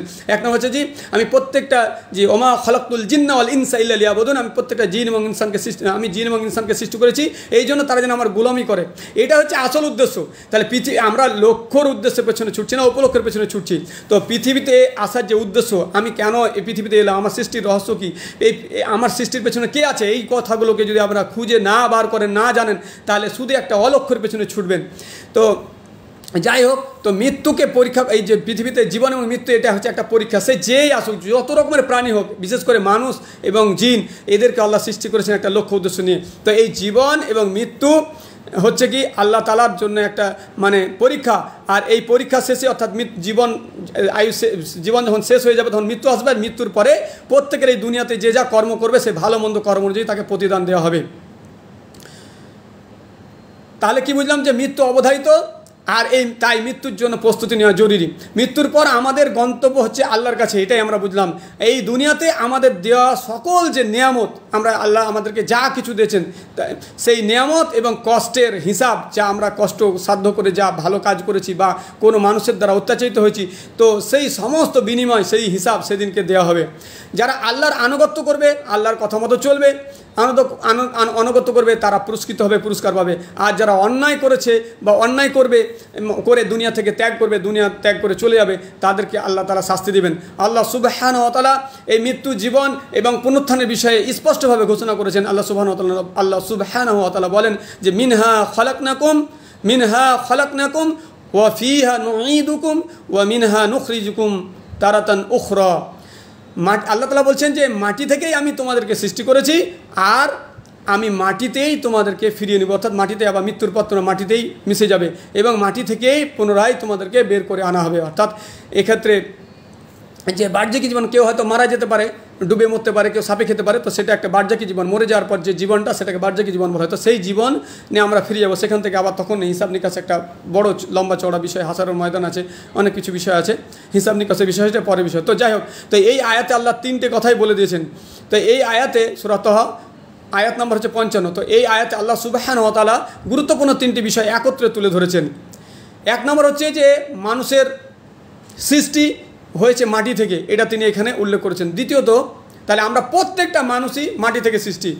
আর প্রথম যে আদম আলাইহিস সালাম, তাকে আল্লাহ মাটি থেকে সৃষ্টি করেছিলেন, তারপরে তার থেকে হাওয়া আলাইহিস সালামকে তার সঙ্গীকে সৃষ্টি করেন, এবং উভয়ের মধ্য থেকে এবং মানে আমাদের পুরো মানব জাতিকে সৃষ্টি করেছেন। এর প্রকৃত কিভাবে স্তরে মানুষ সৃষ্টি হয় তার বর্ণনা কোরআনের বিভিন্ন আয়াত এসে, এগুলোকে পড়তে হবে, তাহলে বুঝতে পারবেন। কোরআনকে যদি পড়েন তাহলে মানব সৃষ্টির রহস্য বুঝতে পারবেন। তো প্রথমত এখান থেকে মাটি থেকে সৃষ্টি, তারপরে কি করা হয়েছে, মাটি থেকে তাকে সৃষ্টি করা হয়েছে, তারপর হচ্ছে মৃত্যুর পর সবাইকে আবার কবস্থ করা হবে। তাহলে যখন আমরা এই দুনিয়াতে সৃষ্টি হলাম, সৃষ্টির পর একটা নির্দিষ্ট সময়কাল পর্যন্ত আমরা জীবিত থাকলাম, তারপরে আমাদেরকে মৃত্যুবরণ হব, মৃত্যুর পর আমরা কবরস্থ হব, অর্থাৎ বাহ্যিক জীবনে চলে যাব। তারপর আবার মাটি থেকে আবার কি করা হবে, পুনরুত্থিত করা হবে, আবার উঠানো হবে। তো এইভাবে মানে মাটিতে আমরা পরিণত হই। তারপরে আবার কিয়ামতের দিন 3 নম্বর হচ্ছে যে কিয়ামতের দিন আল্লাহ আমাদের সকলকে আবার পুনরুত্থান দিবসে পুনরুত্থিত করবেন এবং তাদের কর্মফল অনুযায়ী বিচার হবে, সেদিনকে বিচার আল্লাহ তাআলা করবেন। যেহেতু মৃত্যু অবধারিত, তাই আমাদের উচিত এই দুনিয়াকে চূড়ান্ত গন্তব্য মনে না করা। আজকে যারা দুনিয়াতে এই ফাসাদ বিশৃঙ্খলা যারা সৃষ্টি করছে, তারা ভাবছে আমরা মরবই না কোনো দিন, এটাকেই চূড়ান্ত গন্তব্য, চূড়ান্ত মানে অবস্থান মনে করছে। অথচ প্রতিনিয়তই দেখছে যে চারপাশে কত মানুষ মারা যাচ্ছে আর তারা ফিরে আসছে না, কিন্তু তারা ভাবছে না। বরং তারা যারা এইভাবে অন্যায়মূলক মানে কাজ করছে, দুর্নীতিমূলক কাজগুলো করছে, তারা ভাবছে বোধহয় যে আমরা কখনোই মরবো না, অমর। কিন্তু কি বলা হচ্ছে, তো এইখানেই এটা বলা হচ্ছে যে দুনিয়াকে যেন তারা চূড়ান্ত গন্তব্য না মনে করে এবং আখিরাতের জন্য প্রস্তুতি মানে তারা নেই। কারণ মৃত্যুর পর শুধুমাত্র নেক আমলই কাজে আসবে, আর খারাপ আমল আপনাকে জাহান্নামে নিয়ে যাবে। আল্লাহ আমাদের জীবন দিয়ে পরীক্ষা করেছেন, কে ভালো কাজ করে, কে ধৈর্য ধরে, কে কৃতজ্ঞতা প্রকাশ করে। যারা দুনিয়ার লোভে পড়ে আল্লাহর আদেশ লঙ্ঘন করে, তারা আখিরাতে ক্ষতিগ্রস্ত হবে। আল্লাহ সুবহানাহু ওয়া তাআলা বলেন যে ওয়ামা জাআলনা লিবাশারিম মিন ক্বাবলিকাল খুলদা। আল্লাহ সুবহানাহু ওয়া তাআলা বলছেন যে আমি তোমার পূর্বে কোনো রাসূল সাল্লাল্লাহু আলাইহি ওয়াসাল্লামকে বিশেষ করে আল্লাহ বলছেন যে আমি তোমার পূর্বে কোনো মানুষকে চিরস্থায়ী জীবন দান করিনি। আজকে আমরা এই বাস্তবতা জানি যে কোনো মানুষই চিরস্থায়ী জীবন লাভ করেনি। যারা আছে তারাও মরবে এবং যারা আসবে তারাও মারা যাবে এবং যারা ছিলেন তারাও চলে গেছেন দুনিয়া থেকে। অতীতের কোনো নবী রাসূল তাদের মতো ব্যক্তিত্ব আল্লাহ তাআলা সৃষ্টি করেনি। তো সেই অতীতের নবী রাসূল বা সাধারণ মানুষ কেউই অমর ছিলেন না, কেউ চিরস্থায়ী জীবন লাভ করেনি, সকলেই মৃত্যুবরণ করেছেন। তারপরে আল্লাহ তাআলা আরও বলেন যে আফা ইম মিত্তা ফাহুমুল খালিদুন। তাহলে যদি হে নবী, যদি তুমি মারা যাও, তারা কি চিরস্থায়ী বা চিরঞ্জীব হয়ে থাকবে, অর্থাৎ তারা কি অমর হয়ে থাকবে? যদি তাহলে বোঝা গেল যে যদি নবী মুহাম্মদ সাল্লাল্লাহু আলাইহি সাল্লামেরও মৃত্যু অবধারিত হয় তাহলে অন্য কেউ কি অমর হতে পারে, অমর থাকতে পারে? নিশ্চয়ই না। সূরা আম্বিয়া সূরা নম্বর 21 আয়াত নম্বর 34 আল্লাহ তাআলা এটা বলেছেন। তারপরে আল্লাহ সুবহানাহু ওয়া তাআলা জিবরাইল আলাইহিস সালামকে পাঠিয়ে নবী সাল্লাল্লাহু আলাইহি সাল্লামকে মৃত্যুর স্মরণ করিয়েছেন। তিনি বলেন যে ইয়া মুহাম্মদ ইসমা শিইতা ফাইন্নাকা মাইয়িতুন। তিনি আল্লাহর পক্ষ থেকে খবর নিয়েছে মুহাম্মদ সাল্লাল্লাহু আলাইহি ওয়াসাল্লাম বলছেন, হে মুহাম্মদ সাল্লাল্লাহু আলাইহি সাল্লাম, যতদিন খুশি জীবনযাপন করুন। এই দুনিয়াতে যে নির্দিষ্ট একটা আল্লাহ আয়ু আমাদেরকে দিয়েছেন, সেই ক্ষেত্রে বলছেন যে আপনি সেটাকে উপভোগ করুন, যতদিন খুশি জীবনযাপন করুন, কিন্তু মনে রাখুন আপনার মৃত্যু অবধারিত। অর্থাৎ জীবন ক্ষণস্থায়ী, তাই মানুষকে পরকালীন জীবন নিয়ে চিন্তা করা উচিত। আজকে যারা যে তারা তো ধর্মে বিশ্বাস করে, নাস্তিক যারা করে না তাদের ব্যাপারটা আলাদা প্রসঙ্গ আছে, কিন্তু যারা হিন্দু খ্রিস্টান মুসলিম যাই হোক না কেন, যারা বিশ্বাস করেন যে ধর্মে বিশ্বাস, তারা তো জানেন যে এক মানুষ মারা যাবে, দুনিয়া তো ক্ষণস্থায়ী, তা অতএব আমারও তো এই পরিণতি আসতে পারে। তো অতএব যাকে নির্মমভাবে আপনি হত্যা করছেন, যাকে মৃত্যুর দ্বার প্রান্তে পৌঁছে দিচ্ছেন, মেরে হাড় গুঁড়ো করছেন, তো আপনারও তো এই পরিণতি হতে পারে। আপনি কি অবস্থায় মরবেন? আপনি কি আপনার জীবন নিয়ে একবার চিন্তিত হবেন না, চিন্তা করবেন না? পৃথিবীতে সবারই বাঁচার অধিকার আছে, সবাই স্বাচ্ছন্দ্যভাবে পৃথিবীতে বাঁচতে পারে। তো এই মৃত্যুর কথা কিভাবে আল্লাহ তাআলা কত নিখুঁত কথা বলেছেন। আমাদের কোরআন আপনাদেরকে একবার পড়ার জন্য আমরা অনুরোধ করব যে আপনাদের গ্রন্থ, ধর্মগ্রন্থ যেভাবে আমরা পড়ি, কোনো ধর্মগ্রন্থই হিংসা বিদ্বেষ শিখায় না, কিন্তু যারা ধর্মের লেবাস পড়ে আছে, মানে যারা আসলেই ধার্মিক নয়, কোনো সন্ত্রাসবাদী বা কোনো ধরনের মানে করাপ্টারের যারা, তারা কিন্তু কখনো তারা কোনো ধর্মের মধ্যেই থাকে না, তারা কোনো ধর্মই বিশ্বাস করে না, বরং ধর্মকে তারা ঢাল হিসেবে ব্যবহার করে। অতএব সেই সব ব্যক্তি যারা জালিম, তাদেরকে অবশ্যই আমরা বলবো যে জুলুমগুলো করছেন সেগুলো বিরত থাকুন এবং নিজের মৃত্যুর কথা চিন্তা করুন যে আপনি একদিন দুনিয়া ছেড়ে যাবেন, আপনার দাপট একদিন কমবে। আজকে আপনি শিশু, তারপরে আপনার যৌবনে পদার্পণ করবেন, তারপরে আপনি একদিন বৃদ্ধ হবেন এবং তার মৃত্যু হবে। তো প্রত্যেকের পরিণতি নির্দিষ্ট। আপনি কেন আপনার দাপট দেখাচ্ছেন? আপনি তো ডিঙ্কিয়ে পাহাড় পার হতে পারবেন না, মাটিতে লাথি মেরে তো আপনি মাটিকে মানে মাটির নিচে পা হাঁটু পর্যন্ত গেড়ে দিতে পারবেন না। আপনি তো একটা মানে শক্ত ধাতুতে আপনি কিল মেরে আপনার মানে ঘুষি মেরে সেই ঘুষিটা ঢুকিয়ে দিতে পারবেন না, আপনি এত দুর্বল। একটা শিশু মানে বিশেষ করে বাচ্চা যদি হরিণের হয়, তখনই সে প্রসব হয়ে হাঁটতে লাগে, দৌড়তে লাগে। এইভাবে আপনার একটা মাছ কিভাবে সাঁতার কাটছে, তো মানুষ কিন্তু একটা নির্দিষ্ট টাইমে পেটে থাকে, তারপর সে ভূমিষ্ঠ হয় এবং নির্দিষ্ট টাইমে হাঁটতে শিখে, আস্তে আস্তে কথা বলতে শিখে। এত দুর্বল, পৃথিবীর সমস্ত প্রাণী থেকে দুর্বল হচ্ছে মানুষ। অথচ সেই মানুষ যখন একটু মানে কিন্তু তাকে জ্ঞান বিবেক সমস্ত কিছুর থেকে বেশি হয়েছে। তাই বিবেককে সঠিক জায়গায় ব্যবহার করুন, আর বুঝুন যে কত দুর্বল, আর সেই আপনাকে শক্তি সামর্থ্য যেটা আপনি পেয়েছেন সেটার সদ্ব্যবহার না করে আপনি নিজে স্বৈরাচারী হচ্ছেন। কিভাবে অপরের প্রতি নির্যাতন করছেন। আপনাকে একটা কাঁটা ফুটলে তো আপনার আঘাত হয়, তাহলে সেই আঘাতটা তো অন্যেরও অনুভব হতে পারে। তা আপনি সেটা কেন ভাবছেন না? আপনি কেন নির্বিচারে মুসলিমদেরকে এইভাবে যেখানে সেখানে আপনি মুভ লিঞ্চিং করছেন? এগুলোকে আপনি ভাবতে, আপনার মৃত্যুর কথা কি আপনি চিন্তা করেছেন? আপনি আসুন, আপনাকে এই মৃত্যুর আয়াতগুলো দিয়ে আমি বলি, যেগুলো কোরআনে এত নিখুঁতভাবে তুলে ধরা হয়েছে। তো এই বিষয়গুলো আপনি পড়লে আপনি ভাববেন যে সত্যি এটা কোনো মুসলিমকে দেখে আপনি ইসলামকে বিচার করবেন না, বরং ইসলামে যার উপরে দাঁড়িয়ে আছে, অর্থাৎ মানে যদি সেটা হচ্ছে কোরআন এবং হাদিস, যে স্ক্রিপচার বলেন বা আমাদের যেটা সোর্স অফ ইসলাম, যে ইসলামের মূল জিনিস সেটা হচ্ছে কোরআন হাদিস। সেটাকে আপনাকেও বলবো, এটা পুরো শুধু মুসলিমদের জন্য নয়, পুরো মানব জাতির জন্য। হ্যাঁ, আর রাসূল ইসলাম পুরো মানব জাতির জন্য রহমত স্বরূপ প্রেরণ হয়েছিলেন। অতএব সেই মহান নবীর আদর্শকে আপনাকে পড়ার জন্য বলবো, আর সেই সাথে কোরআন এবং সুন্নাহকে আপনার পড়ার জন্য বলবো।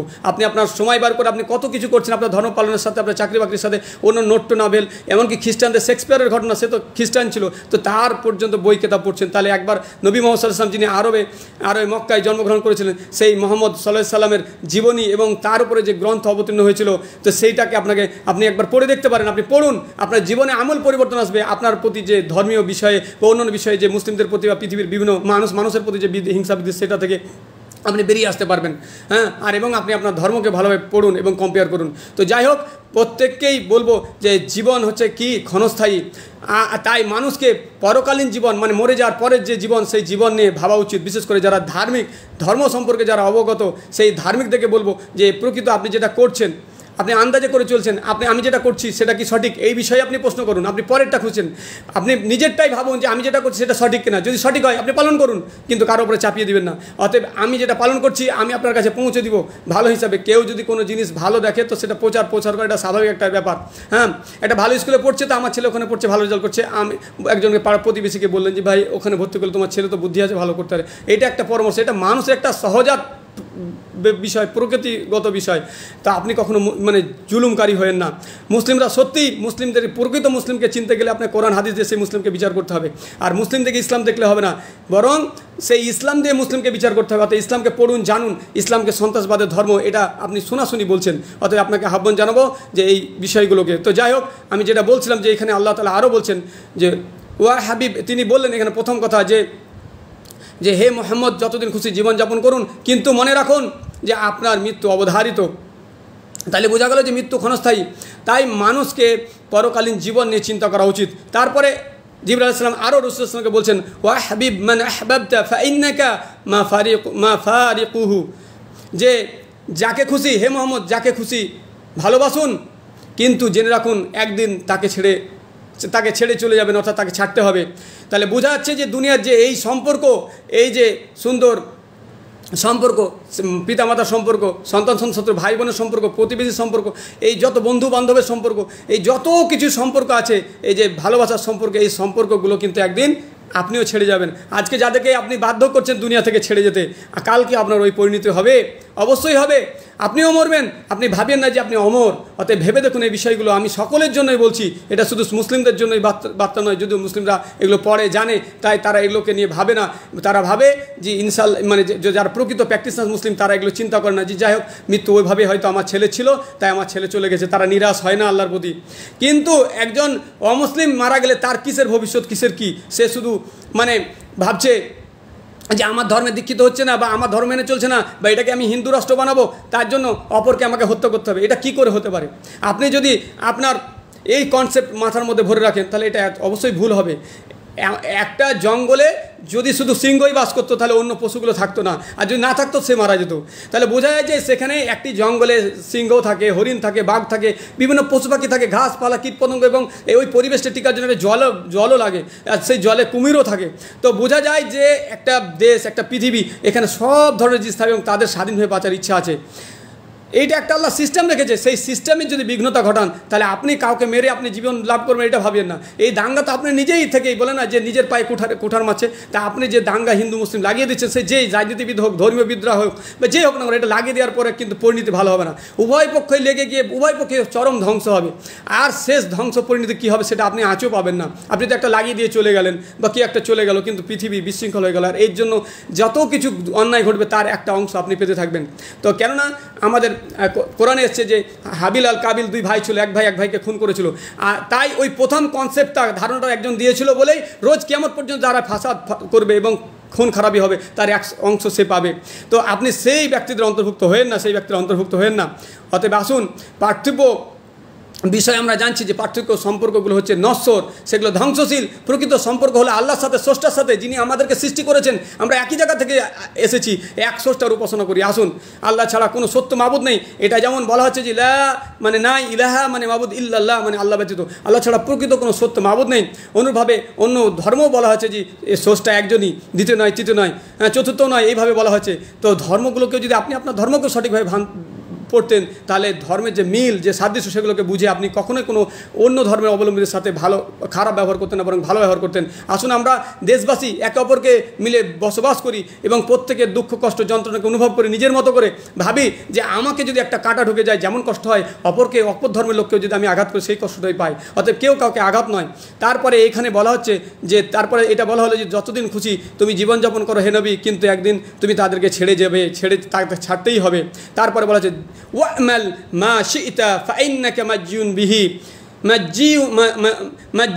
বিহি, যে তারপরে নবী সাল্লাল্লাহু আলাইহি ওয়াসাল্লামকে বলা হচ্ছে এই নবীকে যদি এই ধরনের বার্তা দেওয়া হয় তাহলে সে কেমন নবী হতে পারে। তাকে কীভাবে বলা হচ্ছে যে হে নবী, আপনি যা ইচ্ছা করুন, ভালো হোক মন্দ হোক, যে কোনো কর্ম করুন, কিন্তু মনে রাখুন আপনি একদিন তার প্রতিফল পাবেন।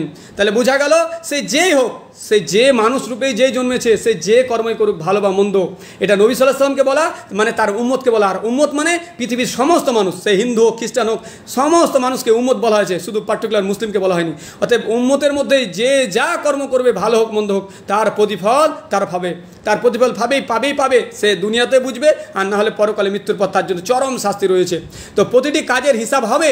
সুতরাং আর এটা যুক্তিসঙ্গত, আপনি বিজ্ঞানের দৃষ্টিতে বলেন, বিবেকের দৃষ্টিতে বলেন, আপনি যদি কোনো কিছুকে দেয়ালে একটা জোরসে ধাক্কা, মানে একটা গুলি যখন আপনি মারবেন তখন তার একটা ধাক্কা আছে, স্বাভাবিকই। তা আপনি অন্যায় করবেন, অন্যায়ের ফল ভোগ করবে না, এটা কখনো হতে পারে না। এটা বিজ্ঞান ভিত্তিক ব্যাপার। যদিও ধর্মে এত নিখুঁত কথা বলা হচ্ছে, ধর্ম কখনো বিজ্ঞানের বাইরে নয়।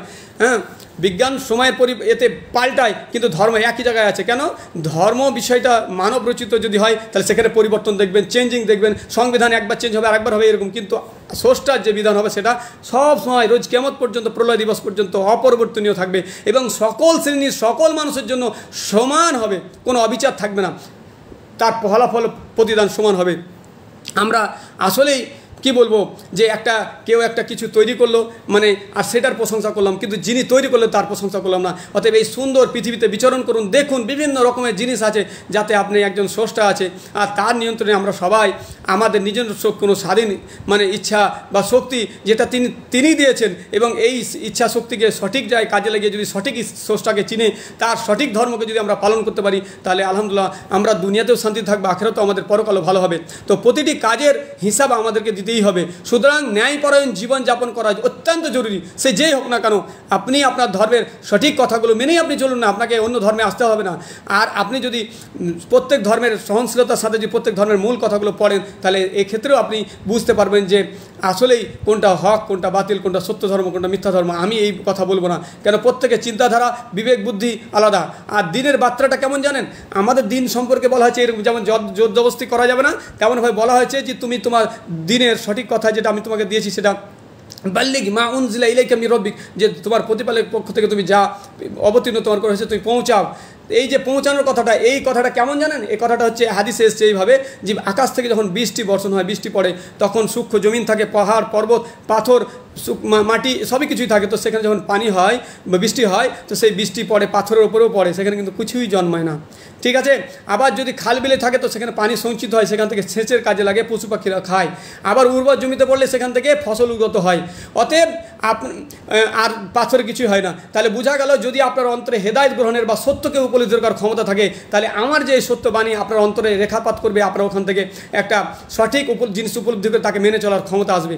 আর এটাই হচ্ছে প্রত্যেকটা নবীদের দাওয়াত, আর নবীওয়ালা যারা হবে তাদেরও দাওয়াত। অতএব ধর্মের দাওয়াত এইরকম হওয়া উচিত। আপনার ধর্মের কথাগুলো আপনি মানুষের কাছে বলতে থাকুন, জোর করে ধর্ম চাপিয়ে দিন না, বা কাউকে হত্যা করিয়েন না, বা আমার ধর্ম শ্রীরাম বল, জয় শ্রীরাম বল, বা অমুক বল, বা কেউ আল্লাহ আকবার বলা করালো, এইরকম কিছু না। বরং আপনি আপনার কথা বলতে থাকেন, যদি তা সত্য হয়, স্রষ্টা প্রদত্ত গ্রন্থ হয়, মানে দিন হয়, ধর্ম হয়, তাহলে সেই কথাটা তার হৃদয়গ্রাহী হবে এবং তার বিবেক তাকে মেনে নেবে, আর সে তার মাথা থেকে পূর্বের যে কনসেপ্ট ঝেড়ে ফেলে দেবে। আপনাকে মাথা ঝুঁকাতে হবে না, বা তাকে জোর করে বোঝাতে হবে না, সে যে ধর্মের হোক। আমি প্রত্যেক ধর্মের কথাকেই বলছি। অতএব ধর্মকে প্রকৃত যুক্তি ভিত্তিক এবং তার সঠিক প্রমাণ ভিত্তিক এবং তার প্রয়োগ ভিত্তিক আপনি প্রয়োগ করুন, পৃথিবীতে প্রত্যেক মানুষের কাছে পৌঁছে দেন, এই দায়িত্ব আপনার। যেমনভাবে বিভিন্ন ধর্মের বিভিন্ন দায়ীরা, বিভিন্ন প্রচারকরা প্রচার করছেন, অনেক ধর্ম দ্রুত গতিতে চলছে, আর এটাও সঠিক।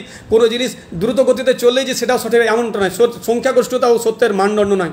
যেমনভাবে আজকের গণতন্ত্রের বিষয়টাও যদি দেখা যায়, দেখবেন কত ভালো ভালো মানুষ, তো তারা কিন্তু গণতন্ত্রের উচ্চ পদে বা অন্য কোনো জায়গায় তারা আসে না, কেননা তারা জানে যে আমাদের বিবেক বুদ্ধি দিয়ে যে কাজগুলো করবে সেগুলোকে প্রাধান্য দেওয়া হবে না, বরং এখানে হাজার হাজার লোক মিলে যে কাজটা করবে সেটাই তাদের সিদ্ধান্ত। একদিকে 1000 মাতাল যদি ভোট দেয়, এটা আমি একজন বিজ্ঞ আলেম, আমাদেরই একজন বিজ্ঞ আলেমের কাছে শুনেছিলাম, তিনি বলেছিলেন কথাটা অতি গুরুত্বপূর্ণ সুন্দর। যদি 1000 মাতাল যদি একদিকে বা সেই ধরনের করাপ্টার মানুষ যদি একদিকে ভোট দেয়, আর একদিকে যদি স্কুলের প্রফেসর, কলেজের প্রফেসর এবং অন্যান্য ব্যক্তিত্ব সম্পর্ক আলেম ওলামা, বা তার সাথে সাথে আরও বুদ্ধিজীবী, সায়েন্টিস্ট, এইসব জ্ঞানী ব্যক্তিরা যদি একদিকে ভোট দেয়, আর তাদের সংখ্যায় যদি একজনও কম হয়, অর্থাৎ 9999টা হয়, একটা ভোটেও যদি তারা জিতায়, তো তাদেরই এমএলএ এমপি হবে, আর এই সব বিজ্ঞ ব্যক্তিদের এমএলএ এমপি হবে না। তাহলে বোঝা গেল যে আপনার সংখ্যাগোষ্ঠীটাও কিন্তু সত্যের মানদণ্ড নয়। সত্যকে বুঝতে গেলে বিবেককে আপনাকে কাজে লাগাতে হবে, যে সুস্থ সুন্দর বিবেক আল্লাহ দিয়েছে। তো এখানে কি বলা হচ্ছে যে ইয়া মুহাম্মদ, এখানে বলা হলো যে ওয়া আমাল মা সিতা ফা ইন্নাকা মাইজিউন বিহি, যে আপনি যা ইচ্ছা করুন, কিন্তু মনে রাখুন একদিন আপনি তার প্রতিফল পাবেন। তাহলে বোঝা গেল যে প্রত্যেকটা কাজের হিসাব আমাদেরকে দিতে হবে। অতএব আমরা যেন অন্যায় থেকে ফিরে আসি, একে অপরের ওপরে যেন জুলুম না করি এবং প্রত্যেকেই মানুষ হিসাবে অন্তত ভালোবাসি। ধর্মের বিষয়টা আপনার কাছে, আপনি আপনার বিবেকে যেটা ভালো লাগছে করছেন, কিন্তু আপনি মানুষ হিসাবে তো মানুষকে ভালোবাসুন। হ্যাঁ, আপনি যে আচরণ করছেন সেটা তো পশুর থেকেও খারাপ। তো যাই হোক, সুতরাং ন্যায়পরায়ণ জীবনযাপন করা আমাদের প্রত্যেকে জরুরি, সব ধরনের মানুষের জন্যই। তারপরে আরেক অংশ হচ্ছে, তিনি বলছেন যে ইয়া মুহাম্মদ শরাফুল মুমিনিনি কিয়ামুল লাইলি, যে হে মোহাম্মদ, মমিনের মর্যাদা হলো তাহাজুদে অর্থাৎ তাহাজুদের নামাজে রাত্রি জাগরণে অর্থাৎ আল্লাহর নৈকট্য লাভের অন্যতম মাধ্যম হলো রাত্রি জাগরণ রাতে নামাজ অর্থাৎ কিয়ামুল লাইল করা। অতএব প্রত্যেক মুমিনকে বলবো, আপনারা ভীত সন্ত্রস্ত হবেন না, আল্লাহর উদ্দেশ্যে একটু সময় বার করুন, রাতের নামাজগুলো পড়ুন, আল্লাহর কাছে হাত তুলে দোয়া করুন, আল্লাহ এই সব জালিমদের থেকে আল্লাহ আমাদেরকে রক্ষা করুন, আমাদেরকে মানে মর্যাদাপূর্ণ স্থানে পৌঁছে দিন, আমাদেরকে রক্ষা করুন এই জালিমের জুলুম থেকে। আল্লাহ মজলুম পৃথিবীর যে প্রান্তে যেখানে আছে আল্লাহ তাদেরকে তুমি রক্ষা করো। আর যারা তাদের শিকার হয়ে আল্লাহ দুনিয়া থেকে শহীদ হয়ে গেছে, আল্লাহ তুমি তাদেরকে শাহাদাত দান করো, পৃথিবীতে শান্তি ফিরে দেয়, দোয়া করতে হবে। তারপরে বলা হচ্ছে যে ওয়া ইজ্জু হুস্তিগনাউহু আনিন নাস, এবং তার সম্মান হলো মানুষের মুখাপেক্ষী না হওয়া। আমরা কিন্তু মানুষের মুখাপেক্ষী হয়ে যায়, আল্লাহর পরে পূর্ণ আস্থা ভরসা রাখি না। আর এই জন্যই মানুষ যখন আল্লাহ মুখাপেক্ষী না হয়ে মানুষের উপর নির্ভর করতে লাগবে, বিপদে আপদে বিভিন্ন কিছুতে যখন মানে সে আল্লাহকে বাদ দিয়ে অন্য গায়রুল্লাহর উদ্দেশ্যে ঝুঁকে পড়বে, তখনই তার উপরে এই ধরনের বিপদ আসা স্বাভাবিক। অতএব মানুষের কাছে নির্ভরশীল না হয়ে আল্লাহর উপর ভরসা করা মুমিনের বৈশিষ্ট্য। আসুন আমরা আল্লাহর পরিপূর্ণ আস্থা রাখি।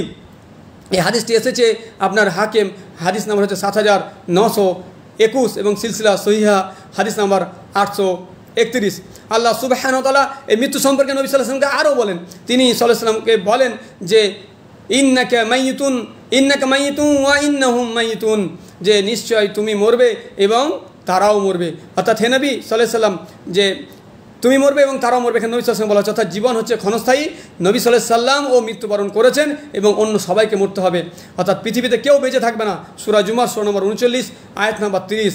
রাসূলুল্লাহ সাল্লাল্লাহু আলাইহি ওয়াসাল্লাম এই মৃত্যু সম্পর্কে একটি অতি সুন্দর কথা বলেছেন, যে কথাগুলি মানে যদি মানুষ স্মরণ করে তাহলে অবশ্যই তার মধ্যে পরিবর্তন আসা স্বাভাবিক। যে তিনি সাল্লাল্লাহু আলাইহি ওয়াসাল্লাম বলেছেন যে আকসিরু যিকরা হাযিমিল লাজ্জাতি, যে তোমরা বেশি বেশি করে স্বাদ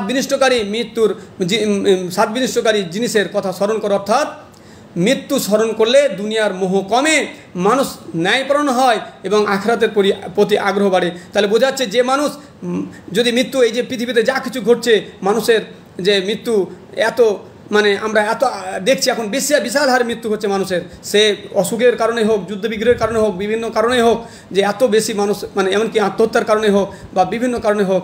তো এই যে মৃত্যুগুলো ঘটছে, এগুলো যদি আমরা পরের মৃত্যুকে দেখে যদি নিজের মৃত্যুর কথা স্মরণ করি, তাহলে মৃত্যু যদি অনিবার্য সত্য, আর মৃত্যু এমন একটা সত্য, এটাকে কেউ স্মরণ করলে সে মরতে চায় না। আর যখনই সে এটাকে স্মরণ করবে, তখন দুনিয়ায় এই যে দাঙ্গা হাঙ্গামা, লোভ লালসা, এগুলো দুনিয়ার প্রতি যে মোহ, এগুলো সব কমে আসবে। জানবে যে তাই তো দুনিয়া তো একদিন ছেড়েই চলে যাব। তো ফাসাদ, ঝগড়া, বিবাদ, দুনিয়া এক মুঠো মাটির জন্য, একটু জমিনের জন্য, একটু শুধুমাত্র মানে সুযোগ সুবিধার জন্য, একটু পদের জন্য একে অপরকে খুন খারাপি যে আমরা করছি, রাজনীতির নামে হোক, ধর্মের নামে হোক, বিভিন্ন নামে হোক, বা সম্পদ অপহরণের নামে হোক, বা বিবাহ শাদী বা কেলেঙ্কারি বিবাহ এফআইআর, বিভিন্ন ধরনের মানে যত রকমের সমস্যাগুলো হয়, যার কারণে মানুষ হত্যার মতো জিনিসগুলো করে থাকে। তো সেই বিষয়গুলো মানে যদি মানুষ মৃত্যুকে স্মরণ করতো, নিজের মৃত্যুর পরিণতি লক্ষ্য রাখতো যে আমাকে একদিন মরতে হবে, তাহলে এই জিনিসগুলো কোনো দিনই করতো না। সে যে ধর্মের লোক না হোক না কেন, সে দেখতে পাচ্ছে সে তার বাবাকে পুড়িয়ে আসছে গঙ্গাতে বা অন্য জায়গায় পুড়িয়ে দিয়ে ফেলে আসছে, তারপরে সে কি বুঝে না যে আমাকে একদিন মরতে হবে, আমার বাবা তো চলে গেলো, ঠাকুরদা চলে গেলো, সবাই চলে গেলো। অনুভাবে মুসলিমদেরও ভাবা উচিত,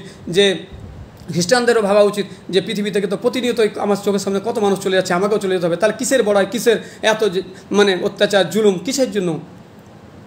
আর মৃত্যু হচ্ছে অবধারিত, পৃথিবীতে কেউ চিরস্থায়ী নয়, এমনকি নবী মুহাম্মদ সাল্লাল্লাহু আলাইহি ওয়াসাল্লামও নয়।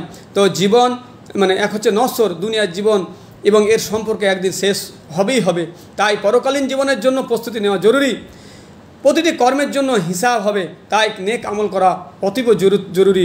একজন মুমিনের সম্মান হলো, যেটা বুঝলাম, যে তাহাজুদ পড়া, মানে অর্থাৎ কিয়ামুল লাইল করা এবং মানুষের মুখাপেক্ষী না হওয়া। আল্লাহর মুখাপেক্ষী হবেন বিপদে আপদে, মৃত্যুকে বেশি বেশি স্মরণ করবেন। মৃত্যুকে বেশি বেশি স্মরণ করলে গুনাহ থেকে বিরত থাকা সহজ এবং আল্লাহর পথে চলার অনুপ্রেরণা পাওয়া যায়, কখনো সে ভীত সন্ত্রস্ত হবে না।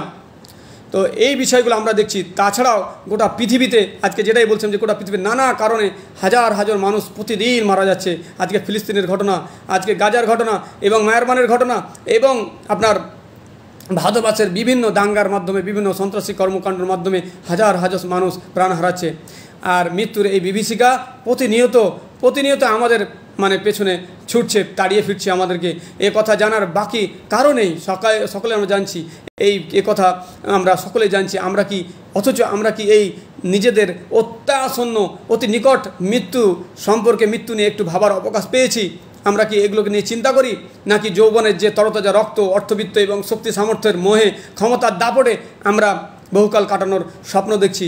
আজকে প্রত্যেকটা মানুষ তাই শুধু নারী, অর্থ এবং ক্ষমতা এই মোহে ছোটাছুটি করছে এবং একে অপরকে বিদ্বেষ, হিংসা বিদ্বেষ ছড়াচ্ছে, দাঙ্গা ছড়াচ্ছে, খুন খারাপি এসবগুলো ঘটছে। অর্থ সম্পদ সব কিছু লুটছি আমরা একে অপরের অন্যায়ভাবে। তো এই কাজগুলো, তো আমাদের এই যে জিনিসগুলো করছি, আমরা তো একদিন মরবো, আর মৃত্যু তখন আমাদের ঘুম ভাঙবে। আমাদের কি তার আগেই ঘুম ভাঙবে না? তখন যদি মৃত্যুর পর ঘুম ভাঙে আর জাগি, তখন কিন্তু আর আল্লাহ পৃথিবীতে আমাকে যেতে দাও, আমি কিছু ভালো নেক কাজ করি, সেই সুযোগ কিন্তু পাবেন না। অতএব প্রত্যেককেই এই যে রঙিন স্বপ্ন দেখছেন, এগুলো হচ্ছে বৃথা। এই স্বপ্ন আপনার কোনো কাজে আসবে না।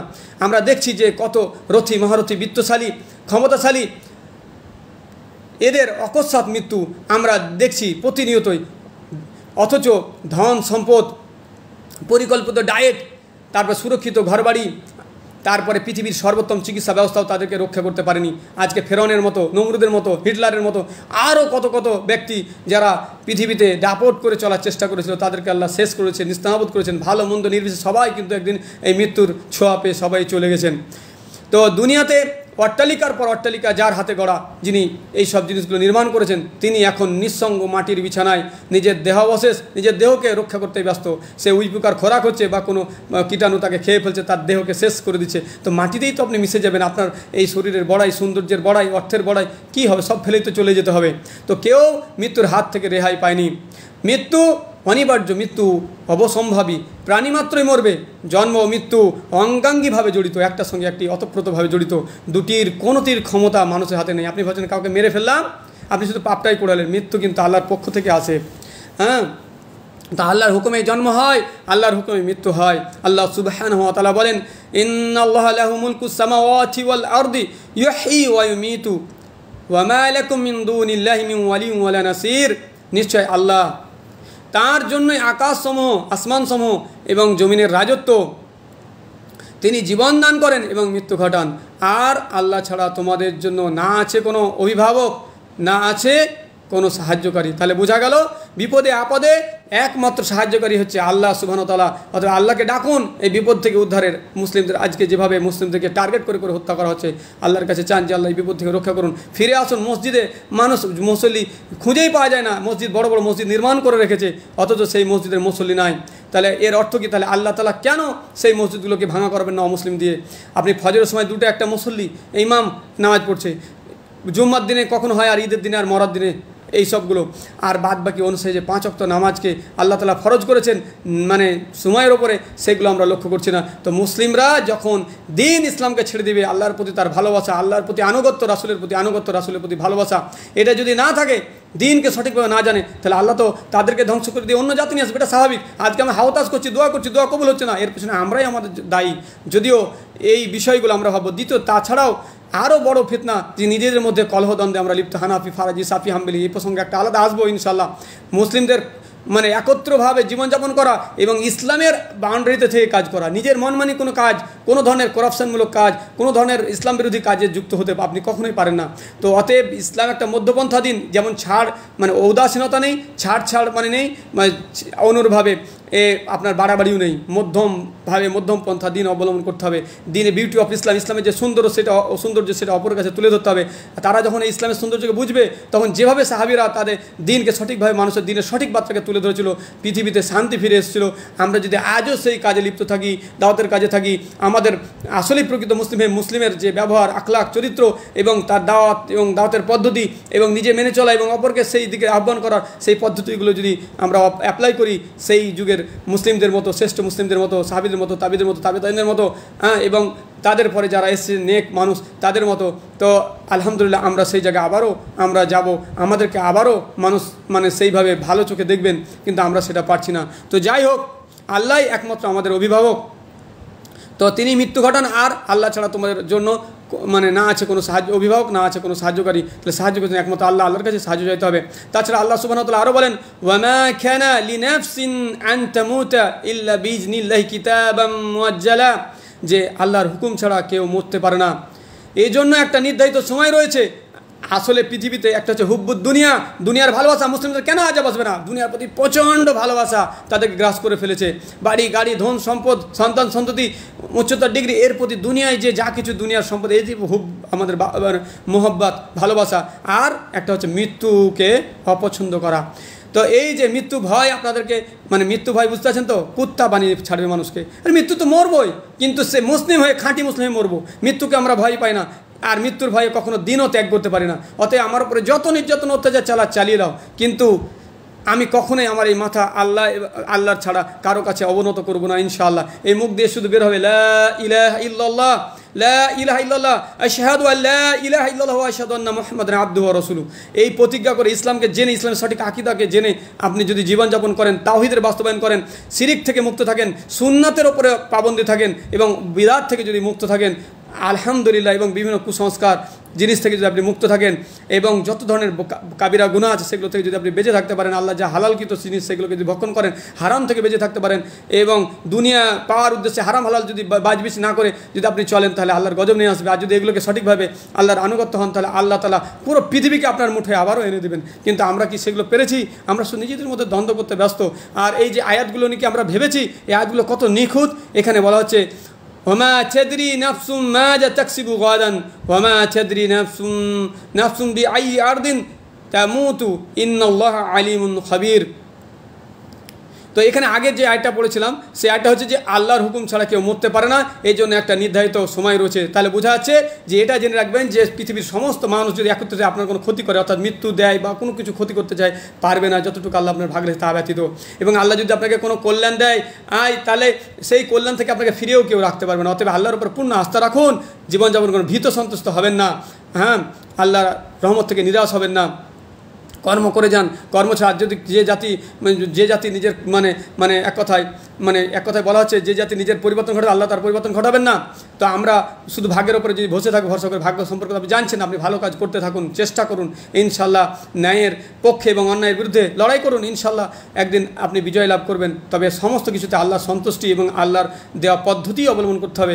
তার জন্য কোনো ফলাফল পেতে আপনি তাড়াহুড়ো করে ইসলাম বিরোধী পদ্ধতি অবলম্বন করে এটাও কখনো পারবেন না। তো যাই হোক, তারপরে আয়াতে বলা হচ্ছে যে ওয়ামা তাদরি নাফসুম মাযা তাকসিবু গাদান মাযা তাকসিবু গাদান ওয়ামা তাদরি নাফসুম বিআই আরদিন তামুতু ইন্নাল্লাহা আলিমুন খাবীর। আর কেউ জানে না, কোনো মানুষই জানে না। সে হয়তো আজ বলছে এখানে যে আর কেউ জানে না আগামীকাল সে কী উপার্জন করবে এবং কেউ জানে না কোন মাটিতে তার মৃত্যু হবে। নিশ্চয় আল্লাহ সর্বজ্ঞ এবং সর্ববিষয়ে সম্যক অবহিত। তো বোঝা যাচ্ছে যে আজকে যে আপনাকে মুবলিঞ্চিং করছে, মারছে বা আপনাকে হত্যা করছে, কাল যে তার সেই পরিণতি হবে না সেও জানে না, কেউ জানে না। এবং সে কী উপার্জন করবে, ভালো বা মন্দ, সে জান্নাত হবে না কে জান্নাত অর্জন করবে না সে জাহান্নাম অর্জন করবে, সেটাও কেউ জানে না। এবং দুনিয়ায় থাকতে তার কোথায় মৃত্যু হবে, কিভাবে হবে, এটাও কেউ জানে না। এটা আল্লাহর পক্ষে নির্ধারিত এবং আল্লাহ হচ্ছে সর্বজ্ঞ, তিনি সব কিছু সর্ববিষয়ে সম্যক অবহিত। আল্লাহ তাআলা আরও বলেছেন যে আল্লাহ সুবহানাহু ওয়া তাআলা বলেন যে ফাইজা জাআ আজালুহুম লা ইস্তাখিরুনা সাআতাও ওয়া লা ইস্তাকদিমুন। যে অতঃপর যখন সেই সময়কাল এসে যায়, অর্থাৎ সেই মুহূর্ত মৃত্যুর কথা, তখন তা বলছে যখন সেই সময়কাল এসে যায় তখন তারা সেখান থেকে এক মুহূর্ত আগে পিছিয়ে করতে পারবে না। অর্থাৎ মৃত্যু তো অবধারিত একটা সত্য, এবং তা কোথায় হবে, কিভাবে হবে, কোন মুহূর্তে হবে, এর প্রত্যেকটা জিনিস আল্লাহ তাআলা পূর্ব হতেই লিখে রেখেছেন। অর্থাৎ সে তা থেকে একটুও পালায়ন করতে পারবে না। অতএব সময় থাকতেই আমরা যেন ভালো কাজ করি। হিন্দু, মুসলিম, খ্রিস্টান সবারই জন্য এই আয়াত হচ্ছে একটা বিশাল মানে অর্থবহ, ব্যাখ্যাবহ, এবং মুমিনদের জন্য, বিশ্বাসীর জন্য, এবং সত্য যারা অনুসন্ধানী তাদের জন্য এক বিরাট আয়াত। আপনি ভাবেন এগুলো নিয়ে যদি গভীর চিন্তা করেন, এটা যে আল্লাহর বাক্য এবং এত নিখুঁতভাবে তিনি বলেছেন এবং মানুষের বিবেক নাড়া দেওয়ার মতো। অতএব এই আয়াত নিয়ে একটু ভাবুন, চিন্তা করুন। তো এই মৃত্যু কখন হবে, কোথায় হবে, কিভাবে হবে তা কারো জানা নেই। জীবনের নিয়ন্ত্রণ তারই হাতে, জীবনের কন্ট্রোল তারই হাতে যিনি জীবন দান করেছেন। অতঃপর জীবনদাতার সামনে হাজিরা দিয়ে উপস্থিত হয়ে জীবনের পূর্ণ হিসাব পেশ করতে হবে। আপনি যা করবেন, ভালো মন্দ, সব হিসাব তার কাছে দিতে হবে। হিসাব শেষে জান্নাত কিংবা জাহান্নাম নির্ধারিত হবে এবং সেখানেই চিরকাল শান্তিতে বসবাস করবে অথবা অনন্তকাল শাস্তি ভোগ করবে। বুঝতে পারছেন? যদি সে ভালো কাজ করে সেখানে অনন্তকাল জান্নাতে থাকবে, মানে সুখময়, সে জান্নাত বলেন, স্বর্গ বলেন, যাই বলেন, যদি আমরা জান্নাতই বলি, অন্য ভাষাতে যদি স্বর্গ বলেন, তো স্বর্গ পাওয়ার পথ কী সেটা আপনাকে খুঁজে বার করতে হবে। শুধু আপনি অন্যায় অবিচার করবেন আর স্বর্গ পাওয়ার আশা করবেন তাই হয়? আপনি পরীক্ষা না দিয়ে পাস করার চেষ্টা করবেন, ফাঁকা খাতা জমা দিয়ে, এটা কখনো চিটিং করে হলেও দুনিয়াতে সম্ভব। চিটিং করে বিভিন্ন একটা সাজিশ রচিয়ে বা কোনো একটা ষড়যন্ত্র কৌশল করে আপনি কাউকে হত্যা করলেন, বিভিন্ন কেস আড়িয়ে দিলেন, হত্যা করলেন, পরে কিন্তু আপনার বিচার হবে না, এটা ভাবেন। এটা দুনিয়ার জগতেই সম্ভব, কিন্তু আল্লাহ বিচার, আল্লাহ সব কিছু দেখছেন। সিসি ক্যামেরা যে প্রতি নোট থাকে তার থেকে উন্নত, যিনি সিসি ক্যামেরার মতো তৈরি করার মতো বুদ্ধি, প্লেন, এয়ারপ্লেন সব কিছু তৈরি করার মতো বুদ্ধি যিনি দিয়েছেন, তার কাছে কেমন টেকনোলজি আছে, কেমন উন্নত জিনিস আছে, যিনি হচ্ছে সত্তাগত জ্ঞানী, তিনি কার কাছে কিছু চাননি, তিনি মুখাপেক্ষী। আর মানুষের জ্ঞান হচ্ছে সীমিত এবং অর্জিত, তিনি হচ্ছেন আল্লাহর মুখাপেক্ষী। তো এই সীমিত জ্ঞান দিয়ে যেসব জিনিস আবিষ্কার, তার দ্বারা এত নিখুঁত যদি আপনার রেকর্ড রাখতে পারে, তো সেই আল্লাহ পৃথিবীতে যা কিছু ঘটছে এবং তার অন্তরে কী আছে এবং সে কী গোপন করছে সব কিছু জানে। অতএব আপনি যতই অন্যায় সাজিয়ে বিভিন্ন হত্যাকাণ্ড বা বিভিন্ন ধরনের পরিবেশ সৃষ্টি করেন, লুকিয়ে ভাবছেন যে এই প্রশাসন থেকে বা দেশের আইন থেকে আপনি বেরিয়ে যাবেন, কিন্তু আল্লাহর আইন থেকে বেরোতে পারবেন না। অতএব সাবধান হন, বিষয়গুলো ভাবুন। তো যদি সে অন্যায় করে তাহলে সে অনন্তকাল শাস্তি ভোগ করবে। অতএব আখিরাতের দিন ওই ব্যক্তি সফল কাম হবে যে দুনিয়াতে অসংখ্য পুণ্য অর্জন করতে পেরেছে। এই দুনিয়াতে যদি অসংখ্য পুণ্য অর্জন করেন তাহলে আপনি সফলকাম হবেন, এবং তা নিয়ে আল্লাহর দরবারে উপস্থিত হতে পেরেছে, অর্থাৎ ভালো পুণ্য নিয়ে যে আল্লাহর দরবারে উপস্থিত হতে পেরেছে। আর আখিরাতের সফলতাই হচ্ছে প্রকৃত সফলতা, এবং দুনিয়ার জীবন সেই তুলনায় হচ্ছে তুচ্ছ এবং মূল্যহীন, নগণ্য। তো দুনিয়ায় যে আপনি সামান্য সম্পদের জন্য হানাহানি, কাটাকাটি, মারমার করছেন এবং দুনিয়াতে দুনিয়া করছেন, আল্লাহকে ভাবার কোনো অবকাশ পাচ্ছেন না, হ্যাঁ, বা স্রষ্টা বলে কেউ আছে এটা জানছেন না, ভয় করছেন না, তাদের পরিণতি খারাপ। অতএব এখানে দুনিয়ার জীবনই হচ্ছে স্থায়ী এবং আখিরাতের জীবন হচ্ছে স্থায়ী এবং দুনিয়ার জীবন হচ্ছে তুচ্ছ এবং ক্ষণস্থায়ী, মূল্যহীন। আল্লাহ সুবহানাহু ওয়া তাআলা বলেন যে কুল্লু নাফসিন যায়িকাতুল মাউত ওয়া ইন্নামা তুওয়াফাউনা উজুরাকুম ইয়াওমাল কিয়ামাহ ফামান যুহজিহা আনিন নার ওয়া উদখিলাল জান্নাতা ফাকাদ ফাজ ওয়া মাল হায়াতুদ দুনিয়া ইল্লা মাতাউল গুরুর। যে প্রত্যেক প্রাণী মৃত্যুর স্বাদ গ্রহণ করবে, প্রত্যেক প্রাণী মৃত্যুর স্বাদ গ্রহণ করবে এবং কিয়ামতের দিন পূর্ণ বদলাপ্রাপ্ত হবে। অর্থাৎ প্রত্যেকটা প্রাণী, কে সে, কীট পতঙ্গ, গাছপালা, যা কিছু আল্লাহ সৃষ্টি করে সেগুলো সবই একদিন ধ্বংসশীল হবে, প্রাণী মাত্র মৃত্যুবরণ করবে। শেষে যে যা কর্ম করবে তার প্রতিদান আল্লাহ তাআলা সেদিনকে দিবেন। অর্থাৎ কিয়ামতের দিন তোমরা পূর্ণ বদলাপ্রাপ্ত হবে আল্লাহ বলছেন। তারপর বলছে অতঃপর যাকে জাহান্নাম থেকে দূরে সরানো হবে তার নেক আমলের কারণে আল্লাহ যখন তাকে জাহান্নাম থেকে, আগুনের আযাব থেকে তাকে রক্ষা করবেন এবং জান্নাতে প্রবেশ করাবেন, সে হচ্ছে প্রকৃত সফল, সেই প্রকৃত সফল হবে। আর পার্থিব জীবনে, দুনিয়ার জীবন হচ্ছে প্রতারণা, ধোঁকা ছাড়া কিছু নয়। আজকে আমরা ধোঁকার পরিবেশে বসবাস করছি। এই ধোঁকার মোহে পড়ে মানুষকে হত্যা করছে, মানুষের ধন সম্পদ লুট করছে। এই যে অকাপ সম্পত্তি মানুষ হস্তগত করার চেষ্টা করছে। এই শুধু অকাপ সম্পত্তি নয়, পৃথিবীর বিভিন্ন প্রান্তে বিভিন্ন মানুষের সম্পদ একে অপরে অন্যায়ভাবে ভক্ষণ করার, হস্তক্ষেপ করার, জোরপূর্বক দখল করার চেষ্টা চলছে। নিজের বিভিন্ন যে চাকরি বাকরির ক্ষেত্রে যেগুলো ঘটলো, যে একজন যেটা পাওয়ার ছিল তাকে না দিয়ে অন্য কাউকে দিয়ে দিচ্ছে, এটা হচ্ছে ইনসাফের বেইনসাফ। এবার টাকা ঘুষ দিয়ে হোক, আর যে প্রাপক ছিল, যারা চাকরি প্রকৃত যোগ্য এবং যোগ্য দিয়ে চাকরি পেয়েছে তাদেরকে আবার সরিয়ে দেওয়া হলো। তাহলে হক যারা আছে তাকে হককে বঞ্চিত করা হলো, যে হক যা ছিল না তাকে সেই হকে যাই বসানো হতো। যখনই অযোগ্যকে যোগ্যতা বসাবেন তখনই পৃথিবীতে বিশৃঙ্খল বিষয় আসবেই। আপনি যোগ্যতম ব্যক্তিকে যদি যোগ্য জায়গায় বসিয়ে এবং তার যোগ্যতার সঠিক ব্যবহার যদি করে এবং আল্লাহকে ভয় করে যদি কাজ করে, ওপরবেলা একজন আছে বলে এটাও যদি ভয় করে, তাহলে জবাবদিহি করার একটা চিন্তা করে যে আমাকে মরতে হবে, তাহলে বেইনসাফ ঘটবে না। পৃথিবীতে এটাই হচ্ছে আজকে, নিজে পৃথিবীর সামান্য মানে স্বার্থসিদ্ধির জন্য, সামান্য কিছু অর্জনের জন্য একটা পরিবেশকে ধ্বংস করে ফেলছে এরা। বিভিন্ন ধরনের মানে অন্যায়, অনাচার এবং করাপশানমূলক কাজ, মানে দুর্নীতিমূলক কাজগুলো করছে। তো আল্লাহ তাআলা এদের বুঝদান করুক। তো বলা হচ্ছে পার্থিব জীবন হচ্ছে প্রতারণার বস্তু ছাড়া কিছুই নয়। তো দুনিয়ার চাকচিক্যে দেখুন, দুনিয়ার চাকচিক্যে লোভ লালসা ভোগ বিলাসিতায় আমরা পরকালকে ভুলে যাই। পরকাল বলে একটা জিনিস আছে, সেটা ভুলে যাই। অথচ নির্দিষ্ট আয়ুষ্কাল শেষে, আমার নির্দিষ্ট বয়স শেষে আমাদের সেখানে যেতেই হবে। একদিন মরে আমরা পরপারে পাড়ি দেবো। কেউ আমাদের এই জগৎ সংসারে এই পৃথিবীতে ধরে রাখতে পারবে না।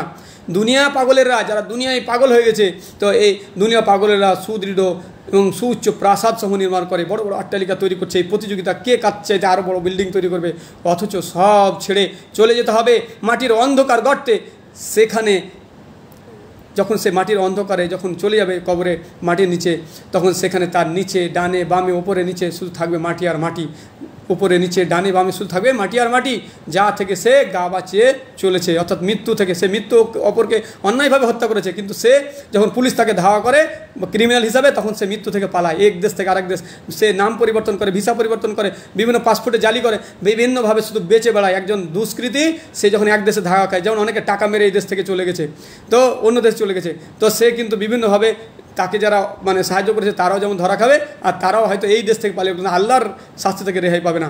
অতএব মানুষ কিন্তু মৃত্যুকে পছন্দ করে না, বা অপরকে নির্দ্বিধায় মারতে সে পছন্দ করে। তো চিন্তা করুন কেমন অবিচার। অতএব নিজের পরিণতি যদি কেউ চিন্তা করে, তাহলে অপরের পরিণতি সম্পর্কে যখন সে ভাববে, তখন সে কখনোই অন্যায় অনাচার করতে পারে না। তো এখানে বলা হচ্ছে যে মানে মানুষ কি করছে, মানুষ এক কথায় এখানে আমরা যেটা বলতে চাইছি যে মানুষ মানে যখন মারা যাবে, তখন সে মারা যাওয়ার পর অন্ধকার গর্তে অর্থাৎ কবরে সে প্রবেশ করবে, তখন তার ডানে বামে শুধু মাটি আর মাটি। মাটি তার পেট ভরবে কি মাটি। তার মৃত্যুই তার ওই সব দুনিয়ার যত স্বাদ নষ্ট করে দেবে। অতএব মৃত্যুকে স্মরণ করুন যে আমাকেও মরতে হবে। অথচ আল্লাহ তাআলা বলছেন আইনামা তাকুনু ইউদরিকুমুল মাউতু ওয়ালাউ কুনতুম ফি বুরুজিম মুশাইয়াদাহ। বলছে যেখানেই তোমরা থাকো না কেন, মৃত্যু তোমাদের পাকড়াও করবে, ধরে ফেলবেই। আমরা যেখানেই পালাই, সুন্দর দুর্গ নির্মাণ করি বা মাটির গর্তে বিভিন্ন ধরনের মানে মানে মানে লুকিয়ে থাকার জন্য যদি আশ্রয় গ্রহণ করি, যদি মৃত্যু প্রবেশ করে, সেখান থেকে খুঁজে খুঁজে বার করে মৃত্যুর ফেরেশতারা তাদেরকে মৃত্যু দিবে। তো অধ্যায় বলছে, আল্লাহ সুবহানাহু ওয়া তাআলা বলছেন যে যেখানেই তোমরা থাকো না কেন, মৃত্যু তোমাদের পাকড়াও করবেই। এমনকি যদি তোমরা সুদৃঢ় দুর্গে অবস্থান করো, তো আমরা যদি শক্তিশালী দুর্গে অবস্থান করি, তো মৃত্যু পৌঁছাবে। আপনি ভাবেন না যে একজনকে মেরে দিলাম, কালকে আমি বেঁচে যাব কোনো জায়গায় লুকিয়ে থেকে, না, মৃত্যু আপনাকেও ধরবে। অতএব ভাবুন আপনার পরিণতি একদিন হবে, আসবে, বলে আজকে আমার পালা, কালকে তোর পালা, কালকে তারপরে তাদের পালা। তো তাছাড়া সময়ের হিসাব কষলে, যদি আমরা সময় হিসাব করছি, এত বড়াই কিসের, কদিন মানুষ বাঁচবে দেখেন। তাছাড়া আমরা যদি সময়ের হিসাব কষি, তাহলে আমরা দেখতে পাবো যে আমাদের যে যাপিত জীবন, সেই জীবনের স্বাভাবিক আয়ুষ্কালই বা কতটুকু, আমাদের জীবন কতটুকু, 60 বছর, 70 বছর, খুব জোরে 100 বছর।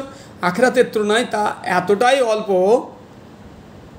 আখিরাতের তুলনায় তা এতটাই অল্প বা স্বল্প যে কাল কিয়ামতের ময়দানে যখন জিজ্ঞাসা করা হবে যে তোমরা কতদিন পৃথিবীতে ছিলে, সবকে জিজ্ঞাসা করা হবে পৃথিবীতে কতদিন ছিলে, তখন আমাদের জবাব হবে, আল্লাহ তাআলা সূরা মানে নাজিয়াত এই সূরা 46 নম্বর আয়াতে তিনি বলছেন যে কাআন্নাহুম ইয়াওমা ইয়ারাউনাহা লাম ইয়ালবাসু ইল্লা আশিয়াতান আও দুহাহা। যে সেদিন অর্থাৎ যেদিন তারা দেখবে, অর্থাৎ সেই কিয়ামতকে দেখবে, মরার পরে যে ভয়াবহ হিসাব নিকাশের দিনকে দেখবে, সেদিন তাদের মনে হবে যেন তারা দুনিয়াতে এক সন্ধ্যা বা এক সকালের বেশি অবস্থান করেনি। এই দুনিয়াতে একটা সকাল বা একটা সন্ধ্যা অবস্থান করেছিল।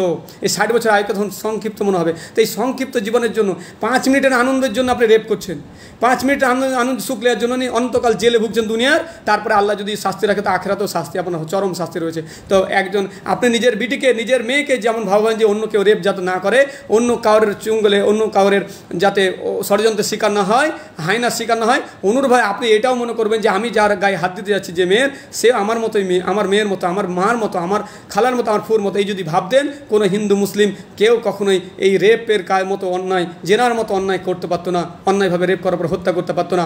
কারণ নিজের জানটাকে, নিজের পরিবারের জানটাকে, নিজের সন্তান সন্ততিকে যেভাবে ভালোবাসে, সে যদি অপরকে ভালোবাসতে শিখতো, মানবতার কথা বলে, মানবতা এগুলো বলে, কিন্তু কোনো স্কুল কলেজে মানবতা শেখানো হয় হয় না, শেখানো হয় এই যেসব দুনিয়াবি উপকারের জন্য জ্ঞান, কিন্তু একমাত্র ধর্মই শেখায় যে এইটা করলে এটা পাপ, এই জন্য সে পাপ থেকে বেঁচে থাকে, এটা করলে এটা হচ্ছে পুণ্যের জন্য জান্নাত, এই জান্নাতের আশায় মানে স্বর্গের আশায় এবং জাহান্নামের ভয়ে সে কাজ করে। অতএব ধর্মকে যদি আপনি ভালোভাবে পড়ে থাকেন, প্রকৃত ধার্মিক হন, তাহলে সে যে ধর্মের লোক হোক তার দ্বারা অন্যায় কখনো হবে না। কিন্তু আমরা করি কি, আমরা অপরের মেয়ের গায়ে হাত দিয়ে অপরের সন্তানকে হত্যা করি, কিন্তু আমি আমার মেয়ের কথা, আমার সন্তানের কথা, আমার নিজের কথা আমি ভুলে যাই। অতএব আমরা বলবো হিন্দু মুসলিম সব ভাইকে যে আপনি নিজের পরিণতির কথা ভাবুন এবং নিজের মতো করে অপরকে ভাবুন যে আমার মেয়েটাও যেমন অপরের মেয়েটাও যেমন তেমন, আমার সন্তান আমার পিতা যেমন তেমন অন্যের পিতাটাও তেমন। এইভাবে যদি আমরা ভাবি, দেশে শান্তি আসবে, আমরা এক অপরে মানুষ হিসেবে বসবাস করতে পারবো এবং নিজ নিজ ধর্ম নিজ স্বাধীনতা অনুযায়ী পালন করতে পারবো, কেউ কাউকে আঘাত হানবো না। একটা সুন্দর বার্তা আপনাদের কাছে আমি আজকে দিলাম, ভাবুন। এবং আমি বলবো সকল অমুসলিম ভাইদেরকে অবশ্যই আমরা যেটা বলছি আমাদের শুধু না, এটা গোটা বিশ্ববাসীর জন্য এই কোরআন, হ্যাঁ, পুরো মানবতার জন্য এটা হচ্ছে হেদায়েত, গাইডেন্স, হ্যাঁ, পথপ্রদর্শক হিসাবে এসছে এবং পথপ্রদর্শক হিসাবে পথপ্রদর্শনকারী কিতাব হিসাবে বই হিসাবে বুক হিসাবে এসছে এবং গাইড মাস্টার হিসেবে এসছে মোহাম্মদ সাল্লাল্লাহু আলাইহি সাল্লাম। পুরো বিশ্ব মানবতার জন্য তিনি হচ্ছে রহমত স্বরূপ প্রেরিত হয়েছেন। অতএব সেই মহাপুরুষ মহামানবের জীবনী এবং সেই সাথে তার উপরে যে অবতীর্ণ হয়েছেন, তিনি যে দিন নিয়ে এসেছেন, সেই দিন সম্পর্কে একটু আপনাদেরকে পড়ার জন্য স্টাডি করার জন্য বলবো, তাহলে আমাদের মধ্যে ভালোবাসা ভাতৃত্ব জাগবে ইনশাআল্লাহ। তো এই সময়টুকু যেটা আমরা বলছি যে পৃথিবীতে কতটুকু সময় আমরা জীবনযাপন করি, আমাদের এই জীবন তো ক্ষণস্থায়ী, এই তো আমাদের জীবন, এই সময়টুকু একজন পথচারী কিংবা একজন আগন্তুকের ক্ষণিক বিশ্রামের সময়টুকু তো নয়। একটা গাছতলায় দেখবেন রোদের সময় একজন পথচারী এসে একটু বিশ্রাম নেয়, আবার সেই গাছের তলায় ছায়া ছেড়ে চলে যায়। তো পৃথিবীতে একটা নির্দিষ্ট সময়ের জন্য আমরা এসেছি, এই সামান্য সময় আবার ছেড়ে চলে যাব, একজন পথচারীর মতো, একজন ভিজিটরের মতো, একজন মানে ভ্রমণকারীর মতো। তো রাসূল সাল্লাল্লাহু আলাইহি সাল্লাম এই নিশ্চিন্ত বাস্তবতার প্রতি যেন ইঙ্গিত করেছেন। তিনি বলেন যে তুমি দুনিয়াতে এমনভাবে কাটাও যেন তুমি একজন আগন্তুক, একজন পথচারী। তো মৃত্যুর জন্ম মৃত্যুর মধ্যবর্তী এই সময়টুকু মিলেই হচ্ছে আমাদের অস্তিত্ব। জন্ম এবং মৃত্যু এর সময় মধ্যবর্তী সময়টি মিলে হচ্ছে আমাদের অস্তিত্ব। আমরা কতটুকু এই সময়টাকে কাজে না লাগিয়ে শুধু ফাসাদ দাঙ্গা হাঙ্গামা করতেই চলেছি। অন্যান্য দেশে কত কি মানুষ দুনিয়াবি কল্যাণ বিষয়ক জিনিসগুলো আবিষ্কার করছে, আমরা শুধু মানুষ হত্যা করতেই ব্যস্ত। অনস্ত কিন্তু আমরা ভালো কিছু দুনিয়ার জন্য, দেশের জন্য, জাতির জন্য, মানুষের জন্য ভাবার কিছু আমরা পাচ্ছি না। আমরা শুধু হিংসা বিদ্বেষ ছড়াচ্ছি। এগুলো কি, কেন, কিসের জন্য? আপনি কি চিন্তা করবেন না? একজন বিবেকবান মানুষ সমস্ত সৃষ্টির উপর তাকে শ্রেষ্ঠত্ব দান করা হয়েছে, আপনি আপনার শ্রেষ্ঠত্ব আপনি রক্ষা করতে পারছেন না, আপনি তো পশুর চাইতে অধম। উলাইকা কাল আনাম বাল হুম আদল, যে পশুর চতুষ্পদ জন্তু তাই নিকৃষ্ট এবং তার চাইতে বিভ্রান্তিকর বলা আছে এই ধরনের ব্যক্তিদেরকে, যাদের মানে জ্ঞান আছে, চোখ আছে, বিবেক আছে, বুদ্ধি আছে, অন্তর আছে, অথচ তাকে কাজে যারা না লাগে তাদেরকে তুলনা করা আছে। তো যাই হোক, এখানে বলা আছে এই যে আমাদের অতীব, যেটা আমরা বলতে চাই যে অতীব সংক্ষিপ্ত হলেও আমাদের এই জীবন হচ্ছে অতি মূল্যবান। তাহলে এই জীবনটা যেহেতু সংক্ষিপ্ত, কিন্তু এটা একটা অতি মূল্যবান সময়। কেননা জীবনের এই ক্ষণকাল সময়টুকুতে যে যতটুকু পরকালীন প্রস্তুতি নিতে পেরেছে, প্রস্তুতি গ্রহণ করতে পেরেছে, তার উপরে নির্ভর করছে তার চিরস্থায়ী তথা পরকালীন জীবনের যাবতীয় সুখ দুঃখ। আপনি এখানে এই যে সময়টুকু আমাদেরকে দেওয়া আছে, এটা যদি ভালো কাজে লাগান, এটাকে যদি সৎ ব্যবহার করতে পারেন, তাহলে এর জন্য আপনি ভালো ফল বা চিরস্থায়ী ফল আখিরাতে নির্ভর করছে। আর যদি এটাকে কাজে না লাগাতে পারেন, তাহলে আপনার আখিরাত একদম চিরস্থায়ীভাবে খারাপ হয়ে যাবে, তাহলে হাওতাস করে সেদিন কোনো ফল পাবে না। তো প্রতিটি মুহূর্তে মৃত্যু আমাদের দিকে ধেয়ে আসছে প্রবল গতিতে, সেই সাথে ফুরিয়ে আসছে আমাদের জীবনের ব্যাপ্তি। আমাদের অজান্তে, আমাদের অলক্ষ্যে বেজে চলেছে আমাদের শেষ মানে বেলা শেষের ঘন্টা। একদিন যেমন একটা ছেলে ঘন্টা বাজলে যখন খেলাধুলা করে, স্কুলে যখন পিরিয়ডের ঘন্টা বাজে তখন চলে আসে দৌড়ে স্কুলের ক্লাসে, ঠিক আল্লাহ যখন আমাদেরকে ডাকবেন আমরা দুনিয়া ছেড়ে চলে যাব। অতএব কেন আমরা একে অপরের পেছনে লেগে থাকবো বলুন? তো পরীক্ষার হলে একজন ছাত্র যেমন শেষ ঘন্টা বাজার আগে সব কিছু সাধ্যমতো লিখে ফেলার আপ্রাণ চেষ্টা চালায়, আমাদের পার্থিব জীবনের বাস্তবতা ঠিক একই রূপ। মৃত্যুই এখানে শেষ ঘন্টা। অর্থাৎ আমরা পরীক্ষা হলে কি সময় নষ্ট করি? পরীক্ষা হলে মানে যে সময়টা যথেষ্ট কাজে লাগিয়ে, আজকে মাধ্যমিক যারা দিল, এইচএস যারা দিল, তাদেরকে জিজ্ঞাসা করেন সময়ের মূল্য কতটুকু। তারা যারা ভালোভাবে লিখতে পেরেছে, ভালো রেজাল্ট করেছে, রাজ্যে নাম দেশে নাম অর্জন করেছে, আর যারা পারেনি, ফেল করেছে, তাদের কী অবস্থা? তা ঠিক আখেরাতে দুনিয়ায় যদি এই ফলাফল থাকে, তা আখেরাতে থাকা স্বাভাবিক। তা আপনি অত্যাচার করে, অন্যায় করে, জুলুম করে, দাঙ্গা হাঙ্গামা করে, সন্ত্রাসী কার্যকলাপ করে আপনি রেহাই পেয়ে যাবেন, এটা ভাবিয়েন না। পরিণতি সবার জন্য সমান, এটা নিশ্চিত, এই ধারণা ইসলাম আমাদেরকে দেয়। তাই আমরা কখনোই অন্যায় কাজে লিপ্ত হই না। আর কেউ যদি কোনো মুসলিম ভুলবশত অন্যায় করে, সে সঙ্গে সঙ্গে তোকা ইস্তেগফার করে, সে প্রতিজ্ঞা করে যে আমি কখনোই অন্যায় করবো, সে ফিরে আসে। ততে প্রত্যাবর্তন করুন, যে যাই করেছেন তার জন্য উত্তপ্ত হন, সঠিকভাবে বিবেককে কাজে লাগিয়ে নেক কাজগুলো করুন, ভালো মানুষ হতে শিখুন, মানুষকে ভালোবাসতে শিখুন। তো পরীক্ষার হলে যেমন মানে মানে সময় মানুষ চেষ্টা করে সময় নষ্ট যেমন না হয়, পার্থিব জীবন যে আমাদের পার্থিব জীবনের বাস্তবতা ঠিক একই রূপ।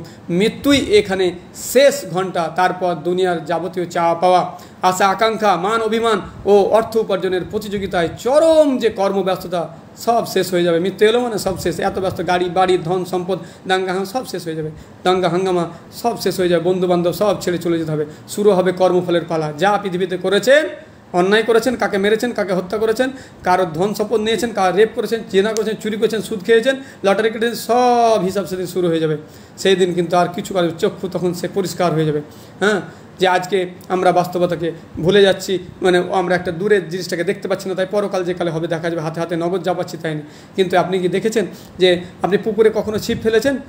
পুকুরে যখন ছিপ ফেলেন তো আপনি ধরেন আজকে টেকনোলজির একটা যুগ, তা আপনি কোনো কারণে ধরলাম যে একটা চারা দিলেন, ছিপ বলে ওটাকে, তা আপনি পুকুরে যখন বা নদীতে তখন একটা ছিপ বড়শি ফেলে দিলেন, ফেলে দেওয়ার পরে যদি কোনো একটা মাছ লোভনীয় আসে, তা তাকে যদি কোনোভাবে বোঝানো যায় যে ভাই মাছ তুমি এই টোপটা ধরে না, এই খাদ্যটা খেও না, খেলেই ওর সঙ্গে বড়শি ভরা আছে, লোভনীয় বিষয় বলে তুমি ছুটে যাচ্ছ, কিন্তু আমি তোমাকে একটা বার্তা দিচ্ছি, তুমি ওটা দেখতে পাচ্ছ না, তুমি যেমনই খাবে তোমাকে খাঁজ দিয়ে উপরে তুলে নেওয়া হবে মাটির উপরে, আর তখন ভেজে তোমাকে খাওয়া হবে। ও বলবে আমি তো আর উপর দেখতে পাই না, আমি মানে জলের মানুষ, জলের জীব, জলে বাস করছি, অতএব এখানে যে খাদ্য পাচ্ছি এটা হারাম হালাল বাচ্চার আমার দরকার নেই, ন্যায় অন্যায় বোঝার দরকার নেই, আমি খেয়ে ফেলবো।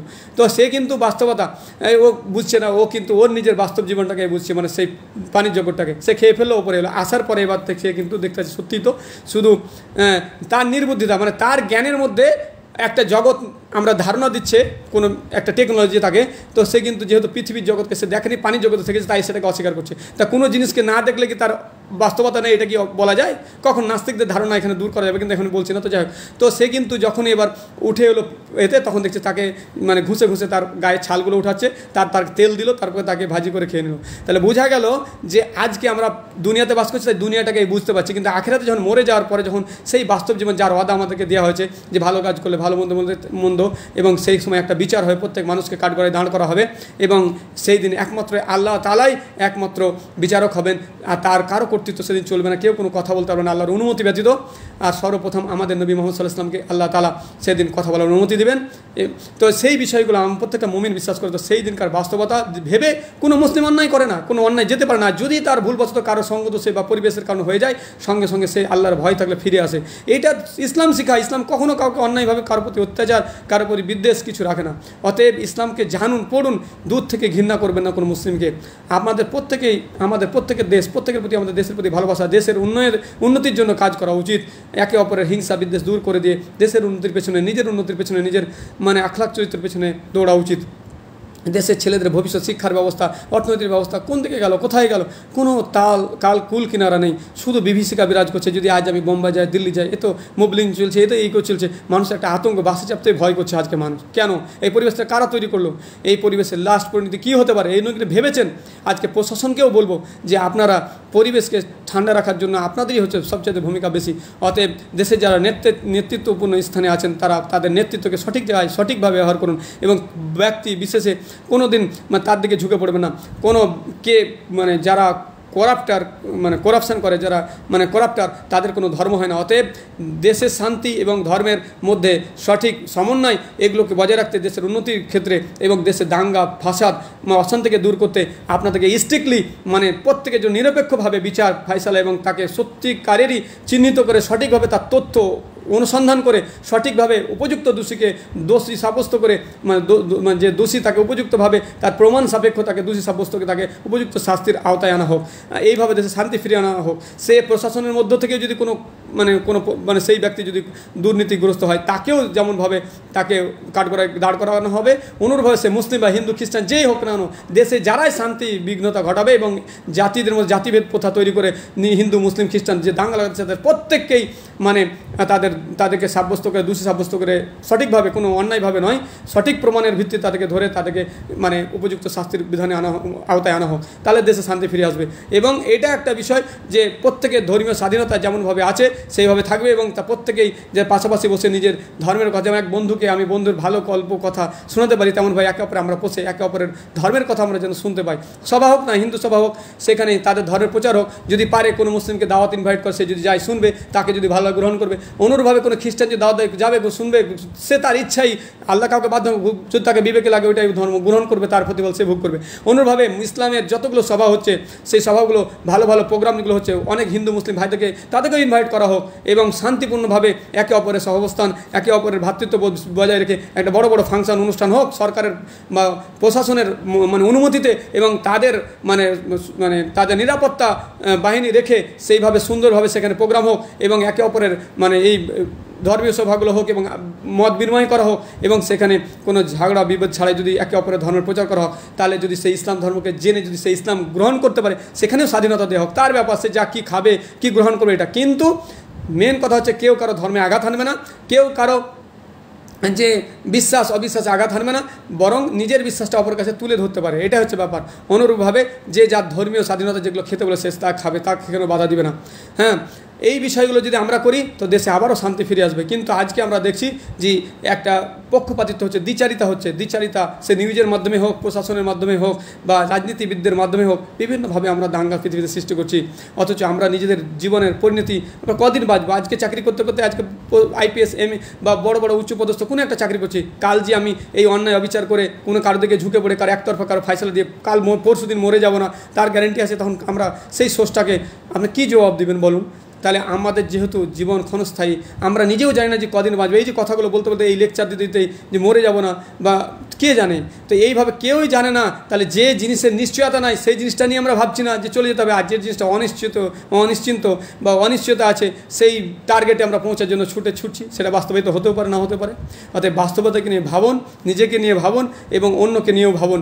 সবারই বেঁচে থাকার, মান সম্মানের সাথে বেঁচে থাকার অধিকার রয়েছে। আসুন, এখানে বহুত কিছু আলোচনার বিষয় ছিল, কিন্তু যেহেতু বড় টপিক, অনেকটা ক্ষণ ধরে বলছি, সবার না থাকতে পারে। তো এই সেদিনকে কিন্তু যে যা করবে তার কর্মফল তারা সেদিন ভোগ করবে, সেদিন কিন্তু শুরু হবে কর্মফলের পালা। আর এর ভিত্তিতে নির্ধারিত হবে আমাদের জীবনের মানে চূড়ান্ত গন্তব্য। সুতরাং মুমিন মুসলমানদের উচিত গুনাহমুক্ত জীবন গঠনে জীবন, মৃত্যু এবং পুনরুত্থান বিষয় নিয়ে চিন্তা গবেষণা করা, অন্যায় ও অপরাধমুক্ত জীবন গড়া। কোনো মুসলিম যেন কারো এতে ভড়কে না যায়, তার দিনের যে সঠিক গাইডলাইন, সঠিক পদ্ধতি আলিম আলম সাহেব পরামর্শ করে প্রত্যেকটা জিনিস করতে হয়। প্রত্যেকটা অন্যায়ের প্রতিবাদ করবে, কিন্তু ইসলামের মধ্য থেকে, গণ্ডির মধ্য থেকে। কখনো বিশৃঙ্খলভাবে অন্য বিশৃঙ্খল জাতিদের মতো বা অন্য কিছুর মতো মানে আপনি বিশৃঙ্খলভাবে কোনো কিছু করতে পারেন না। প্রত্যেকটা জিনিস আল্লাহর উপর ভরসা করে করুন, আর ন্যায়সঙ্গতভাবে করুন। তো দেখবেন ইনশাল্লাহ আল্লাহর সফলতা আপনাদের পেছনে থাকবে। ইনশাল্লাহ আসতে লেগেছে, সফলতা আসবেও ইনশাল্লাহ। মুসলিমদের সবচেয়ে বড় কথা হচ্ছে নিজেদের অভ্যন্তরীণ দ্বন্দ্ব, এটাকে মানে দূর করতে হবে। এই একটা বড় সমস্যা। রাজনীতিবিদদের মধ্যে যেমন দ্বন্দ্ব, মানে CPM, কংগ্রেস, BJP, তৃণমূল, এই যে দ্বন্দ্ব, অনুরূপভাবে মুসলিমদের মধ্যে বিভিন্ন দ্বন্দ্ব, হানাফি, ফারাজি, সাফি, এইগুলো কেন, কিসের জন্য? তো এই বিষয়গুলো ভাবতে হবে। দেশের যেমন সংবিধান রয়েছে, সেই সংবিধানের বাইরে যেমন কেউ কিছু করলে সমস্যা, অনুরূপে ইসলামের একটা নিজস্ব সংবিধান বাই রয়েছে। তো মুসলিমরা যদি সেই সংবিধান কোরআন ও সুন্নাহ অনুযায়ী চলে, তো তাদের মধ্যে হানাফি, ফারাজি, সাফি এই বিভেদও দূর হয়ে যাবে। তো কোরআন সুন্নাহর দিক নির্দেশনা অনুযায়ী জীবন পরিচালনা করা আমাদের একান্ত জরুরি।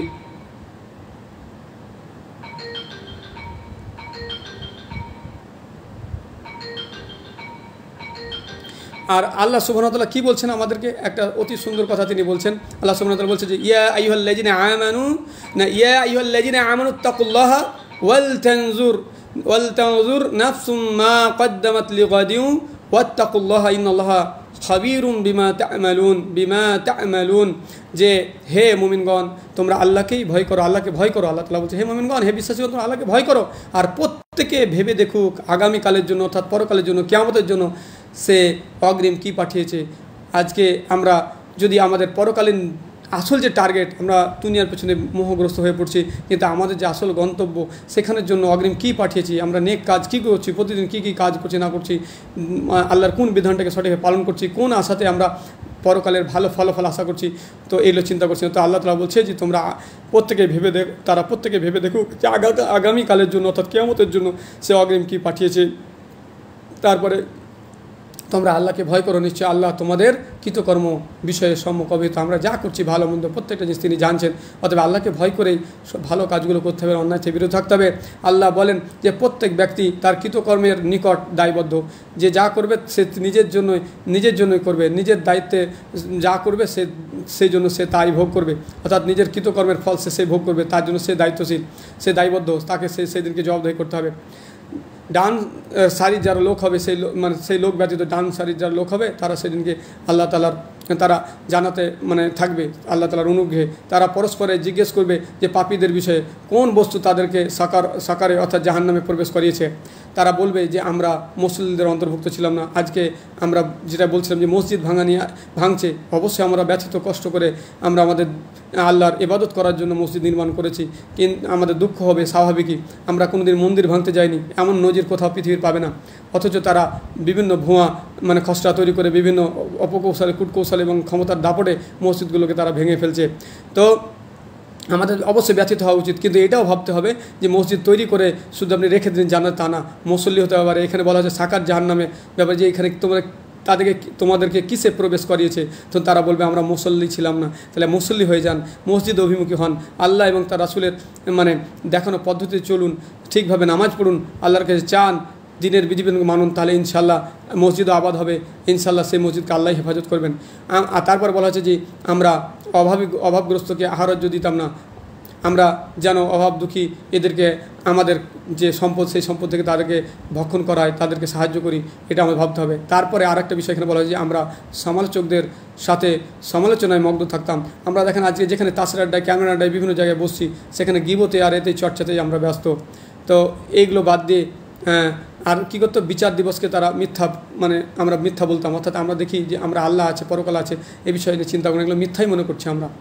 অবশেষে আমাদের কাছে এসে গেল মৃত্যু, অর্থাৎ একদিন কিন্তু মৃত্যু এসে যাবে, ফলে সুপারিশকারীদের সুপারিশ তাদের কোনো উপকারে আসবে না। অর্থাৎ সেই দিন কিন্তু কেউ কাউকে পার করতে পারবে না। নিজের নেক আমল যদি ঠিক না থাকে, নিজের ঈমান না ঠিক থাকে, তো কেউ আপনার সুপারিশ করবে না। এমনকি রাসূল সাল্লাল্লাহু আলাইহি ওয়াসাল্লামও আপনার সুপারিশ করবে না। কোন বেঈমানের সুপারিশ করবে আল্লাহ রাসূল সাল্লাল্লাহু আলাইহি ওয়াসাল্লাম? কখনোই না। আল্লাহর হুকুমে তিনি ঈমানদারদের সুপারিশ করবেন। তারপর তারা কোরআন থেকে মুখ ফিরিয়ে নেই, যেন তারা পালায়ন পর বন্য গাভী, যেমন কোনো বন্য গাভী গাই যখন কোনো একে সিংহ দেখে পালায়ন করে, শিকারী সিংহ দেখে পালন করে পালিয়ে যায়, তো সেইভাবে আমরা কোরআন সুন্নাহ দেখে কোরআনের কথা শুনলে সেখান থেকে পালিয়ে যাই। অথচ পাবজি, ফ্রি ফায়ার, বিভিন্ন ধরনের ক্যারাম, লুডো এবং বিভিন্ন রাজনীতির সাথে, বিভিন্ন দুর্নীতির সাথে আমরা যুক্ত হয়ে আছি। আমরা সেদিকে আগ্রহশীল, কিন্তু আমরা কোরআন সুন্নাহ নিয়ে চিন্তা করি না। তো ইনশাআল্লাহ পরবর্তী ধাপগুলো পরে আলোচনা করব। এখানে মাগরিবের টাইম হয়ে গেল, আমরা এখানেই আমার লাইভ শেষ করলাম। আল্লাহ যেন আমাদেরকে সঠিক বুঝদান করেন, আমাদেরকে আল্লাহ বিপদ আপদ থেকে রক্ষা করেন, আমাদেরকে সঠিকভাবে দিন ইসলামকে পালন করার এবং নিজেদের মধ্যে ভ্রাতৃত্ববোধ বজায় রাখার এবং বিভিন্ন ধরনের কলহ কুন্দল থেকে আল্লাহ আমাদেরকে যেন মুক্ত রাখেন, এই দোয়া আল্লাহর কাছে করছি। আর আমরা যেন প্রত্যেকেই ইসলামকে সঠিকভাবে মূল্যায়ন করি, ইসলামকে ঘাঁটি। ইসলামের শিক্ষা ছাড়া এই যে ফিতনার সময়, একটা দিন আজকে যে দিনটা আছে, পরবর্তী দিনটা তার থেকে খারাপ হবে, আল্লাহ রাসূল সাল্লাল্লাহু আলাইহি ওয়াসাল্লামের হাদিস। অতএব আমরা যেন ফিতনা থেকে বাঁচার একটাই মাত্র উপায় হচ্ছে যে ইসলামকে সঠিকভাবে জেনে তার উপরে আমল করা। ইসলামী নলেজ, জ্ঞান যদি না থাকে, আল্লাহ রাসূল সাল্লাল্লাহু আলাইহি ওয়াসাল্লাম সব কথাই বলে দিয়েছেন। আমি এর আলোচনা করেছি যে তোমাদেরকে এমন একটা এর মধ্যে রেখে যাচ্ছি যে যার রাতটাও দিনের মতো উজ্জ্বল। তো এইরকম একটা সুন্দর দিন পাওয়ার পরে মুসলিমরা যদি সেই দিন থেকে, তার দিনের জ্ঞান থেকে দূরে থাকে, তাহলে সে তো ফিতনাগ্রস্ত হবেই স্বাভাবিক। অতএব আল্লাহ তাআলার কাছে দোয়া করছি, আল্লাহ তাআলা তুমি আমাদের অন্তরকে, আল্লাহ তুমি ঈমানের উপরে, সঠিক আমলের উপরে আল্লাহ প্রতিষ্ঠিত রাখো, আর আমাদেরকে বিপদ আপদ এবং ফিতনা থেকে দূরে রাখো, আমাদের মধ্যে ভ্রাতৃত্ববোধ বজায় রাখো, আমরা যেন ভাই ভাই হয়ে থাকতে পারি এবং আমরা দিন সঠিকভাবে পালন করতে পারি। আর যেসব বিপদ আসছে সেই বিপদের যেন সঠিকভাবে আমরা মোকাবিলা করতে পারি, ইসলামের আওতায় থেকে কোনো ধরনের বাড়াবাড়ি ছাড়াছাড়ি না করে। আল্লাহ তাআলা আমাদেরকে ক্ষমা করুন। আসসালামু আলাইকুম ওয়া রাহমাতুল্লাহি ওয়া বারাকাতুহু। আল্লাহুম্মা সাল্লি আলা মুহাম্মাদিন ওয়া আলা আলি মুহাম্মাদ কামা সাল্লাইতা আলা ইব্রাহিম ওয়া আলা আলি ইব্রাহিম ইন্নাকা হামিদুম মাজিদ। আল্লাহুম্মা বারিক আলা মুহাম্মাদিন ওয়া আলা আলি মুহাম্মাদ কামা বারাকতা আলা ইব্রাহিম ওয়া আলা আলি ইব্রাহিম ইন্নাকা হামিদুম মাজিদ।